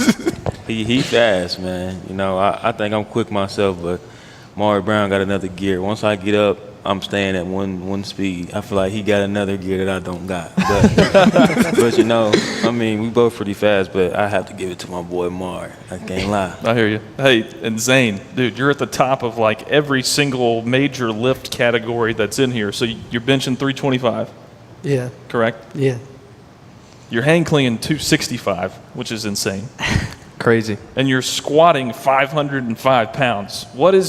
And you're both built like bowling balls. You're not built like how me and Landon were built in high school football. Can you guys talk to us about what it's been like off-season training? Because you're both bigger than what you were a year ago. Oh man, I think it's been a grind. Man, like, you know, we come in after that loss last year in the second round of the playoffs. We got 2 weeks off maybe. Came into the weight room every single day since then and pushed ourselves, and you know, me and Book in there every day leading the workouts, and you know, just trying to get everybody bigger, stronger, faster, and come back and you know, our senior year. So you know, it's time. Got to make a run now. What does that mean for you guys, senior year? What do you want to have your legacy be when you leave Columbia Central High School after this season? It definitely means, you know, it's like he said, it's senior year. It's all and everything now. It's our last year. Whether you look at it or not, if you got a chance to play at the next level or you don't, this is the last ride. So either you take it, you give it everything you got, or you just waste it. And we're gonna give it everything we got. You know, we going for the state. We're going for the state championship this year. We want a ring, and we're gonna fight for it. You know, in the off season, it's been working every day, like he said, come in the weight room, work out. And it's not just about working out, you feel me? You got to take care of your body. I've gained 10 pounds. I was sitting at 200. I see that. Yeah. Yeah, sitting at 200 before we came back from morning practices. Then we came back to evening practices because the teacher says in service. So I dropped 5 pounds, but I'm sitting at 195, and last year I was around 185 at the end of last season. So, putting on weight like that, getting bigger, stronger, faster. And Coach Nutt has done a great job of that, getting us on good routines, not just workouts, but mobility and speed and all that. We're going to be dogs this year, man. And Daniel, I would probably say after last year, and especially your on-field play, but our broadcast and Player of the Week awards and all the interviews and stuff that we did, you're probably one of the most well-known players in the county. What are you looking to improve on after such a great season last year? We're talking passing records, rushing records, touchdown records. I mean, what is Daniel Booker looking to do better than he did last year? I'll say one of my goals this year is to be smarter on the field. Last year, I was good, but I'm nowhere near my full potential. I still got a lot of things to correct on. I made a lot of mistakes last year, better reads, reading the field, seeing my guys open, getting the ball in better windows, and just being an all-around smarter player this year, and faster and stronger as well, more explosive. The times I got hawked, I hope I don't get hawked this year, that happened quite a few times, I ain't gonna lie, but just all around be a better player, for my team and for my teammates, so that way we could go to the state championship and win it. Yeah, definitely. And Zane, as far as you being a defensive player and one of the heavy hitters on the team, but also getting some carries last year, getting some touchdowns, talk about what you want to improve on as a leader for this team, and also, going out there and playing-wise, what you want to improve on. I think what I need to I see myself what I need to improve the most is being more available, offense and defense. I get both sides of the ball. I get tired, so I think one of the biggest things for me is being more available and being better conditioned, and being able to go out there and make 20 tackles a game, but also run for 2 touchdowns. So it's things like that, and it's just better condition and be more available. This could go for any coaches, but more geared toward Coach Goff. I think a lot of people thought that a season ago this team was talented enough to get things done big time. But you lose to Knoxville Central in the second round of the playoffs after performing the way that you did in the first round. Just what was the feeling coming out of that game and in the days to go after? Obviously, probably a bad feeling in your taste and something that you remember coming into this season. Yeah, regardless, any loss, man, it hit me hard. I feel like I just feel like I'm embarrassed. I don't want nobody to see my face. I sit on the couch, stay in the house, watch film. And that's how I was when I was a player. I hated to lose. But after that game right there, man, the way we went out, the guys they fought. We had a lead, then we gave it up, and then. Towards the end of the game, Daniel bust a big run and get called back. Mari Brown catch a deep pass and get pass interference called. At the end of the day, we got to do everything we can to take control of the game so we don't leave it in nobody else's hands. We can't sit here and say, "Oh, the refs did this, the refs did that." Could they not have made the calls? Okay, but we should have never been in that situation, regardless. But beyond that, it made me more hungry as a coach. It made me look at myself. Where did I mess up? Where did I let the guys down? How can I be better for them going forward to prepare them better, so that we're ready and we can overcome that obstacle? Because the same way we got Daniel Booker back, they got a Mr. Football candidate quarterback back as well, and added receivers to their skill group as well. So they're not going nowhere. So it's on us to continue to grind, get better, and when we see them, be ready and get after them, And in my opinion, and I think that you would agree, that once you get to those types of levels in high school football or in any level of football, the things that start to separate a team become the intangible things, like mental things. Yep. And probably things that those 2009, 2010 teams that you were a part of showcased very well. Do you see any of those traits in this roster for 26? No, most definitely, man. I'm starting to see it more and more. This group right here was the first group that I came in with. They were freshmen. When I got the job, and we grew up together. From me being my first year head coach with this group to them being seniors and me being 4 years in now. I see. Leadership. The leadership I've seen out of some of these guys in this group, from Daniel, he comes to me about stuff that he wants to talk about and stuff that he don't like that some of the guys do. He addresses it with me, and I tell him to handle it, and we'll go from there. And just seeing the work ethic of guys, showing up. This group right here never had an issue of them showing up for the past 4 years. They show up every day, they work hard, and they get after it, and they like being around each other is what I'm starting to see more than anything. In the past, I really didn't see that. Maybe you have a clique here, but a lot of these guys like to be around each other. They go to each other's houses to hang out and things like that. And that's some of the things that we did outside of school and outside of ball. We was at each other's house playing 2K and NCAA and everything else, man. So, that's what it takes, that bonding. Once you look at that guy as your brother and you have love for that guy, the last thing you want to do is let him down on that field or leave the field upset and not without a win. So I do see some of those same things that we had that made us play for each other. And the other thing about this group, I think a lot of the guys on this team, they came up playing youth ball together as well. And that's similar with our group. We all played Mary County Bulldogs together from the youth league, going off to play teams in Nashville and places like that. So I just think that it's the right kids on the team right now in the right group, and they're meshing very well. And Coach Booker, there's not only several Bookers on this team, but uniquely enough, 2 Jamaris on Columbia Central's team, and both have chances to play high-level Division I football if they keep their heads on straight. Talk about the best qualities of Jamari Hall and Jamari Brown for the Columbia Central Lions. All right, we'll start with Jamari Hall. Jamari Hall is, he's a Tredaris Jr. He's got the body, got the speed, got the toughness, and as long as his mentality stays strong, I think Jamari Hall will be an all-world, all-American maybe. Yeah. In Columbia Central history, you know what I mean? He'll be at the top because he has the size and the speed, like I say. And as a young guy, Jamari Hall was a straight line runner. He didn't juke, he didn't jive. You gave him the football, he was straight to the end zone. He didn't see nothing else but the end zone. So I love Jamari Hall's attitude. Great kid.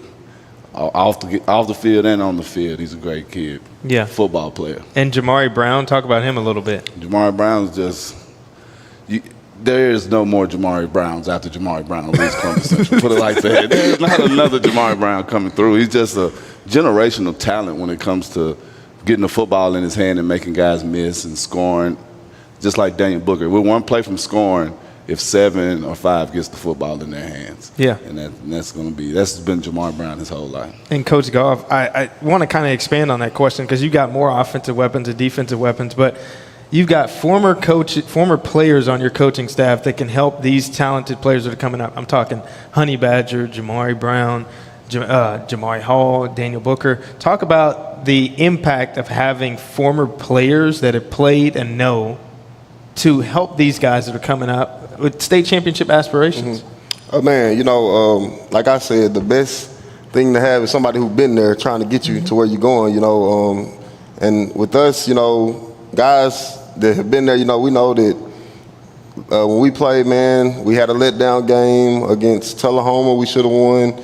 We got our butts whooped by Lincoln County when we went down there, but we didn't let that deter us from our vision. You're going to have obstacles you got to overcome and all of that, but you got to continue to work. So that's the main thing that I try to instill in these guys is mental toughness. Don't let one bad play turn into 2 bad plays and then 2 bad plays turn into giving up a touchdown. Just play the next play, forget it, we'll fix it, and go from there. But just being mental toughness and having that dog mentality, man, and getting after it every opportunity you get. Anytime somebody's across from you, they trying to embarrass you is how I look at football, and I can't let him embarrass me. So that's one thing, that us as coaches try to instill in these guys, and not only having coaches that played in the state championship, but having coaches who went on to college as well, and able to share their experiences at college, the way they had to work in summer camps and as freshmen and everything else. Those things stick with you forever, and you never forget them.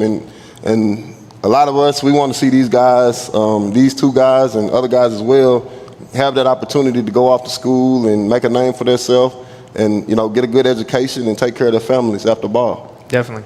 Coach, 7-4 overall last season, but undefeated in region play in the regular season. How important is that? Because when you can do that, more oftentimes than not, you're going to control your own destiny when you get into the playoffs. So talk about how important that was to go undefeated in the region last year and be region champions going in. Man, that was very important, to be able to get a home playoff game and then get opportunity to get a second one. That was very important, and that was our goal. We set out, to win the region. In the past 2 years, we weren't able to do that, but this group, like I said, we were younger than ever. We had 4 seniors, and they listened, they bought in, they worked hard, and they did what we asked them to do, and that's what it takes. When you got a group who's believe in you, us as coaches, and they give you everything they got each and every play, each and every day, then you got opportunity to do things, and us going forward this year, I feel like, it's there for us to get, man, and but Lincoln County's still gonna be good. We still gotta play the teams we still got to beat the teams that's in our way, and even if they're not good, it's going to be a good game. It's going to be a good game regardless. Everybody plays Columbia. To me, everybody give us the best game. Yeah, for sure.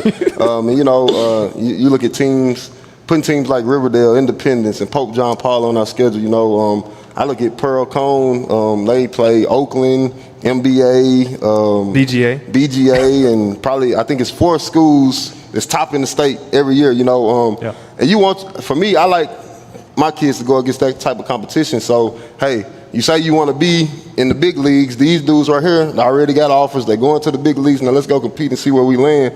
And once you see yourself doing that against somebody of that caliber, you're like, oh, shoot, that gives you some type of confidence, when you have some success going to play the other games as well, like, okay, I did this against these guys, so it shouldn't be nothing for me to do it if you take that and use that as your mindset, so sure. That's how I look at the scheduling, and like you said, those 4 region games are critical because those control your path throughout the playoffs. So, Coach, Columbia has always been known to have athletes, skill guys. They're plentiful around here, and you've got a ton on this team.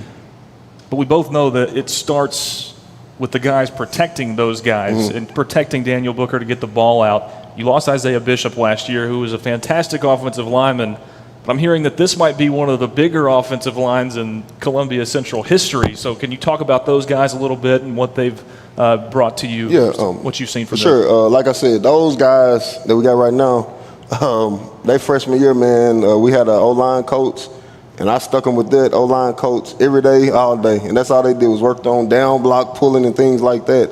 So to see, where these guys are at now, where they've came, it makes me happy, to see the growth that they've had in our program. And, you got Luke O'Neal, Seth Lowe, Jake Lovett, Cole, and then you got Vontae Haddon.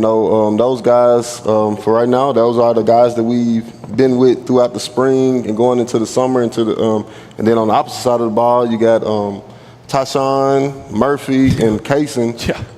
So we got a big group of guys as well as other guys sprinkled in also, and those guys get after it, and they make each other better. They go to work, and that's what it's about. Everybody holding the end of the rope, and like I said, and even beyond that, the other guys who right now ain't in what we didn't have starting, they teetering that line, pushing those guys and making sure that they're working hard every day. Hey, it's somebody behind you that's right there on your toes, so you better work hard. And that's competition breeds greatness to me. I agree. If I'm complacent with where I'm at, then I might not go hard that day. Can't nobody take my spot. But if I know somebody's behind me waiting there for me to slip up, then I'm gonna be on my stuff every day. But like I said, the line is bigger, faster, deeper than we've been in the past 4 years. Yeah, I definitely can see that. As far as the talent on this team, we've talked about all the talent.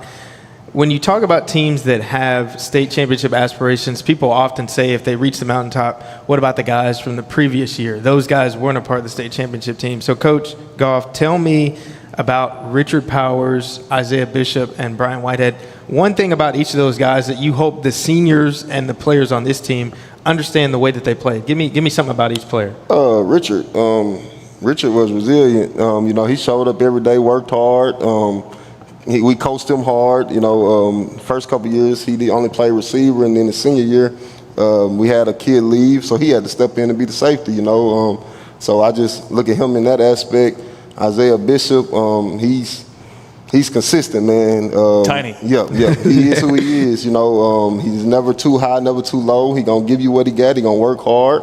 I think in Isaiah Bishop, I think he might have gave up 1 sack his senior year or something like that. So that just tell you the type of player he was. And Brian Whitehead, he's a kid you can't replace, from the energy to the not knowing what he's going to bring that day. You know, from the aspect of just.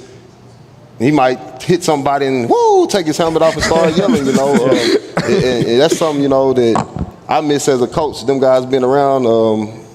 His cousin was actually one of the referees last night, and he forgot his wallet. And his mom was on the phone when I was talking to him. He came back to get his wallet, and I was just tell him I miss him. Tell Brian I miss him, and she said, "Oh, you know he miss you too." So just hearing that and knowing the relationship that we was able to build with those guys, that means everything to me. Yeah.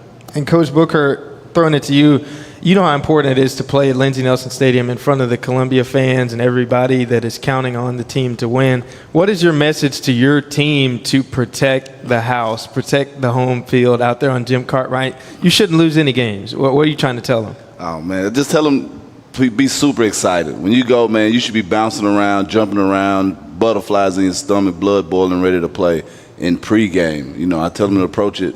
I was telling Daniel yesterday, man, this is your last fall scrimmage.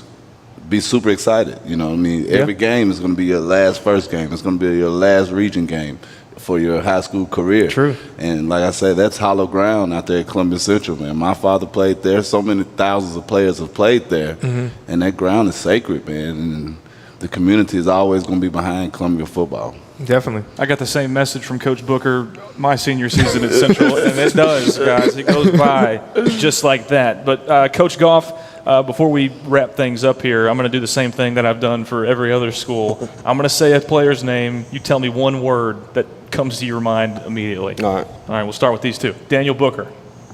So, ultimate competitor. Zane Nash. A hammer. Ooh. Hassan Ball.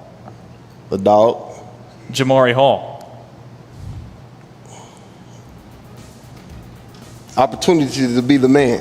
Jamari Brown. The man. Cam Bridges. Work in progress, continue to work, and we're going to get there. Okay, Xavier Murphy. A beast. I can't give one word. Tyshawn Dotson. Young cat. Your entire humongous offensive line. A force to reckon.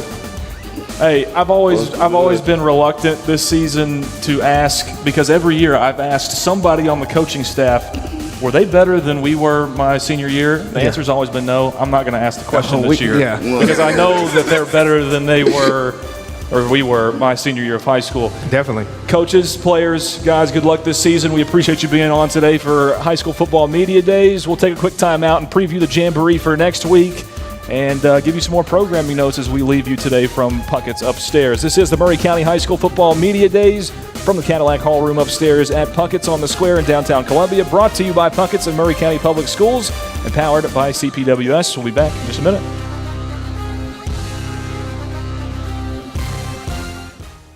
When it comes to your internet, you shouldn't have to talk to a robot or someone halfway across the globe. At CPWS, you don't. We live and work right here in Columbia, providing local support you can trust and service that's built into the heart of our community. Right now, it's never been easier to make the switch. New customers can get CPWS internet for just $50 a month. Experience the difference of local service and blazing fast speeds. Call us today, 931-375-7777.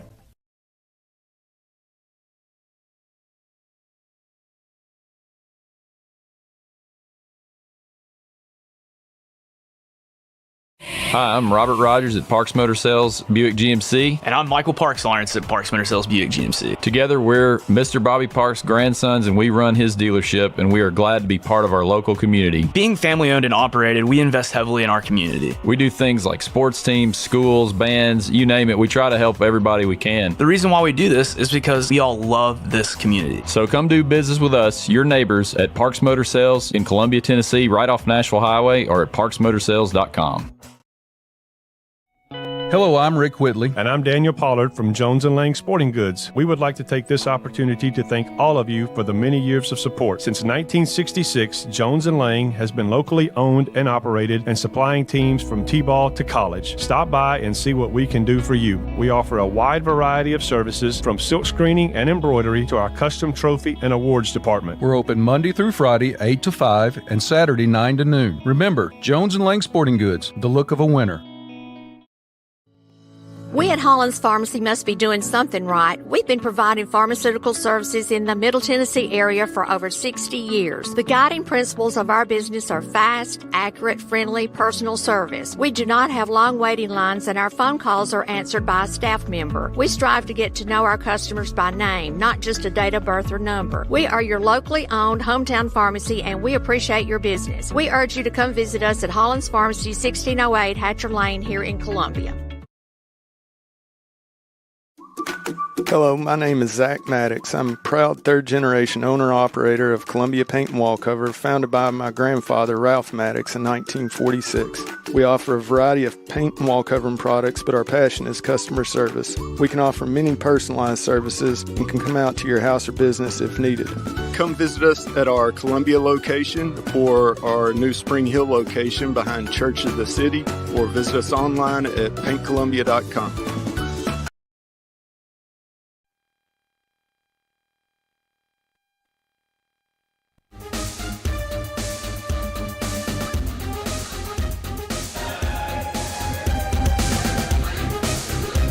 Welcome back into the Cadillac Hall Room upstairs at Puckett's Restaurants.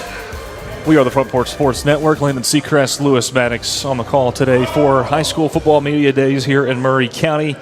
Brought to you by Puckett's and the Murray County Public School System, empowered by CPWS Internet. We've had a fantastic day talking to coaches and players from all four county high schools that play football here in our great county in southern Middle Tennessee. And we'll go over the Jamboree schedule for Friday the 14th, which is next week. We'll start things off at 6 p.m. Spring Hill will play Cornersville. At 7, Mount Pleasant takes on Cascade. At 8, Battle Creek plays against Summertown. And at 9 p.m., the host team, Columbia Central, at Lindsey Nelson Stadium, will play against Christ Presbyterian Academy, CPA, from up in Williamson County, or are they Davidson? Nashville, technically, off of Old Hickory Boulevard. So yeah, so it's gonna be a great day of football at Lindsey Nelson. We'll have the call for all four of those games on these same networks that we're coming to you on today. I'm sure Landon will be calling a lot of those games. I'm sure I'll be calling a few of them as well. We will be there. Yeah, so we will be there. We can't wait for it. Have a good time. Yeah, it's super exciting. We've also got some breaking news here on the Front Porch Sports Network. We've seen on social media some people campaigning for players to be nominated for the Player of the Year awards that we said we were going to name. Today we will unveil the official candidates. These nominees were sent in by the coaches of each respective team, so respect to those coaches and their decisions as well. We will be not be announcing a winner today. That will come next week. Not announcing a winner today. That will come next week. These are the candidates for the category. So let's hold your horses for anybody watching. For the Special Teams Player of the Year, which is very interesting, we got a variety of players. From Mount Pleasant, kick returner, athlete, J.P. Easterly. I think that's a good candidate. He is. From Battle Creek, their kicker punter, Nathan Dussault. He's great as well. He has a crazy averages on his punt numbers, and the distance-wise, that's crazy. Such a weapon to have somebody that can kick in high school. Dude, I'm telling you, it's insane. From Columbia Central, you got Eli Raymer, who's, I think, missed one PAT field goal last year. I think he was 48 of 49. Yeah, and he's got some Division I offers to kick the football at the next level, too, already. Yeah, and then from Spring Hill, we got Kason Deschamps, kicker punter, region kicker of the year for the Raiders last year. Huge leap for him, 90% on field goals. Pretty sure his mom was my 6th grade social studies teacher. Coach D was my offensive coordinator and my AP human geography teacher.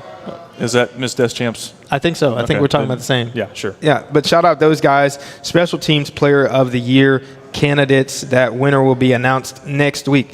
In the category of Defensive Player of the Year, from Mount Pleasant, A.J. Sieber. We talked about him today. I think he had like 95 tackles last year. Not Cyber. Yeah, not Sieber. Not Cyber. That's my bad. We apologize. But dude's a dog, is what Coach Hartsfield said. So that's all you need to know about Sieber. From Battle Creek, You got cornerback Alex Gurley. I believe his Instagram tag is Lock11. He's number 11, and it's basically like Lockdown 11. So that tells you you all you need to know about him. From Columbia Central, we just talked about him a lot. They were gassing him up. Opportunity to be the man, throwing those titles out there. Jamari Hall. Dude can fly. I mean, he's destined to have a great year. It seems like he's their candidate for Defensive Player of the Year. And then from Spring Hill, Coach Taylor's son, Jackson Taylor, safety, leader of the team. Definitely looking out for him to have a great year. Those are the candidates for Defensive Player of the Year. These are preseason awards, folks, so keep that in mind. We will name an official Player of the Year in each category after the season when we have results of who performed well and all that after the results are final. In the Offensive Player of the Year category, Mount Pleasant's nomination, Cale Scott, quarterback, leader of the team, had a great year last year. Looking for him to have another great year this year. Serious field general. Oh, yeah. Of course, it's a given for Battle Creek. It's Stanley Williams Jr. Yeah. I mean, dude is like. Does he look exactly like Tristan Keys to you, the 5-star that Tennessee just picked up? He does, dude. Hey, that might be exactly some writing on the wall for Stanley Williams. I think so. I mean, dude's a gamer. Another gamer is Columbia Central's nomination, Jamari Brown, who can do everything and Also had a can top fly. speed of like 22 miles an hour. 21.66, which, if you're thinking in terms of what we usually associate miles per hour with, which is cars, it doesn't sound really fast, but a human moving at almost 22 miles an hour is nuts. It's nuts. It's crazy. So he's Columbia Central's nomination. Then Spring Hill's nomination, rising sophomore Jonah Gibson, destined to have a great year at the quarterback slot for Spring Hill, expecting big things from him. And then this is the one that everybody's waiting for, wants to see who's going to be nominated in this category. Front Porch Sports Network Player of the Year. These are the candidates. Mount Pleasant's nomination is Caden McCory. We talked to him today. He's kind of the John Deere, of their offense. Not the Maserati, the John Deere of their offense. He's a dog. Well, you're going to find more John Deeres in Mount Pleasant than Maseratis. So that makes sense. If there's anybody that owns a Maserati in Mount Pleasant, please comment or please share this and let us know, because I'm not sure if anybody. I wouldn't think so, but if it's out there, let us know, because that's pretty cool of you. How about this? Buy Caden McCory one if he wins this award and figure out next week. Seems fair. Battle Creek's nominee is quarterback Colton Barba. As I said, it's kind of a quarterback competition based on the stats of last year. Barba's stats stack up with anybody at the quarterback slot, so he's their nomination. Dude can sling it. Yeah, I mean, he's great. Of course, Columbia Central's nominee, everybody can probably pencil it in as Daniel Booker Jr. I mean, the most well-known player based off of the Front Porch Sports Network. Won Player of the Week last year so many times, has so many records, picked up a couple of looks at the Division I level over the weekend. Definitely keep some eyes on Daniel Booker. And then Jonah Gibson's also the nominee for Player of the Year for Spring Hill. And I think that shows a lot of what Spring Hill is counting on him for this season. Sure. He's the leader. He's a young guy. I mean, he showed a lot of flashes last year. I mean, he's a freshman.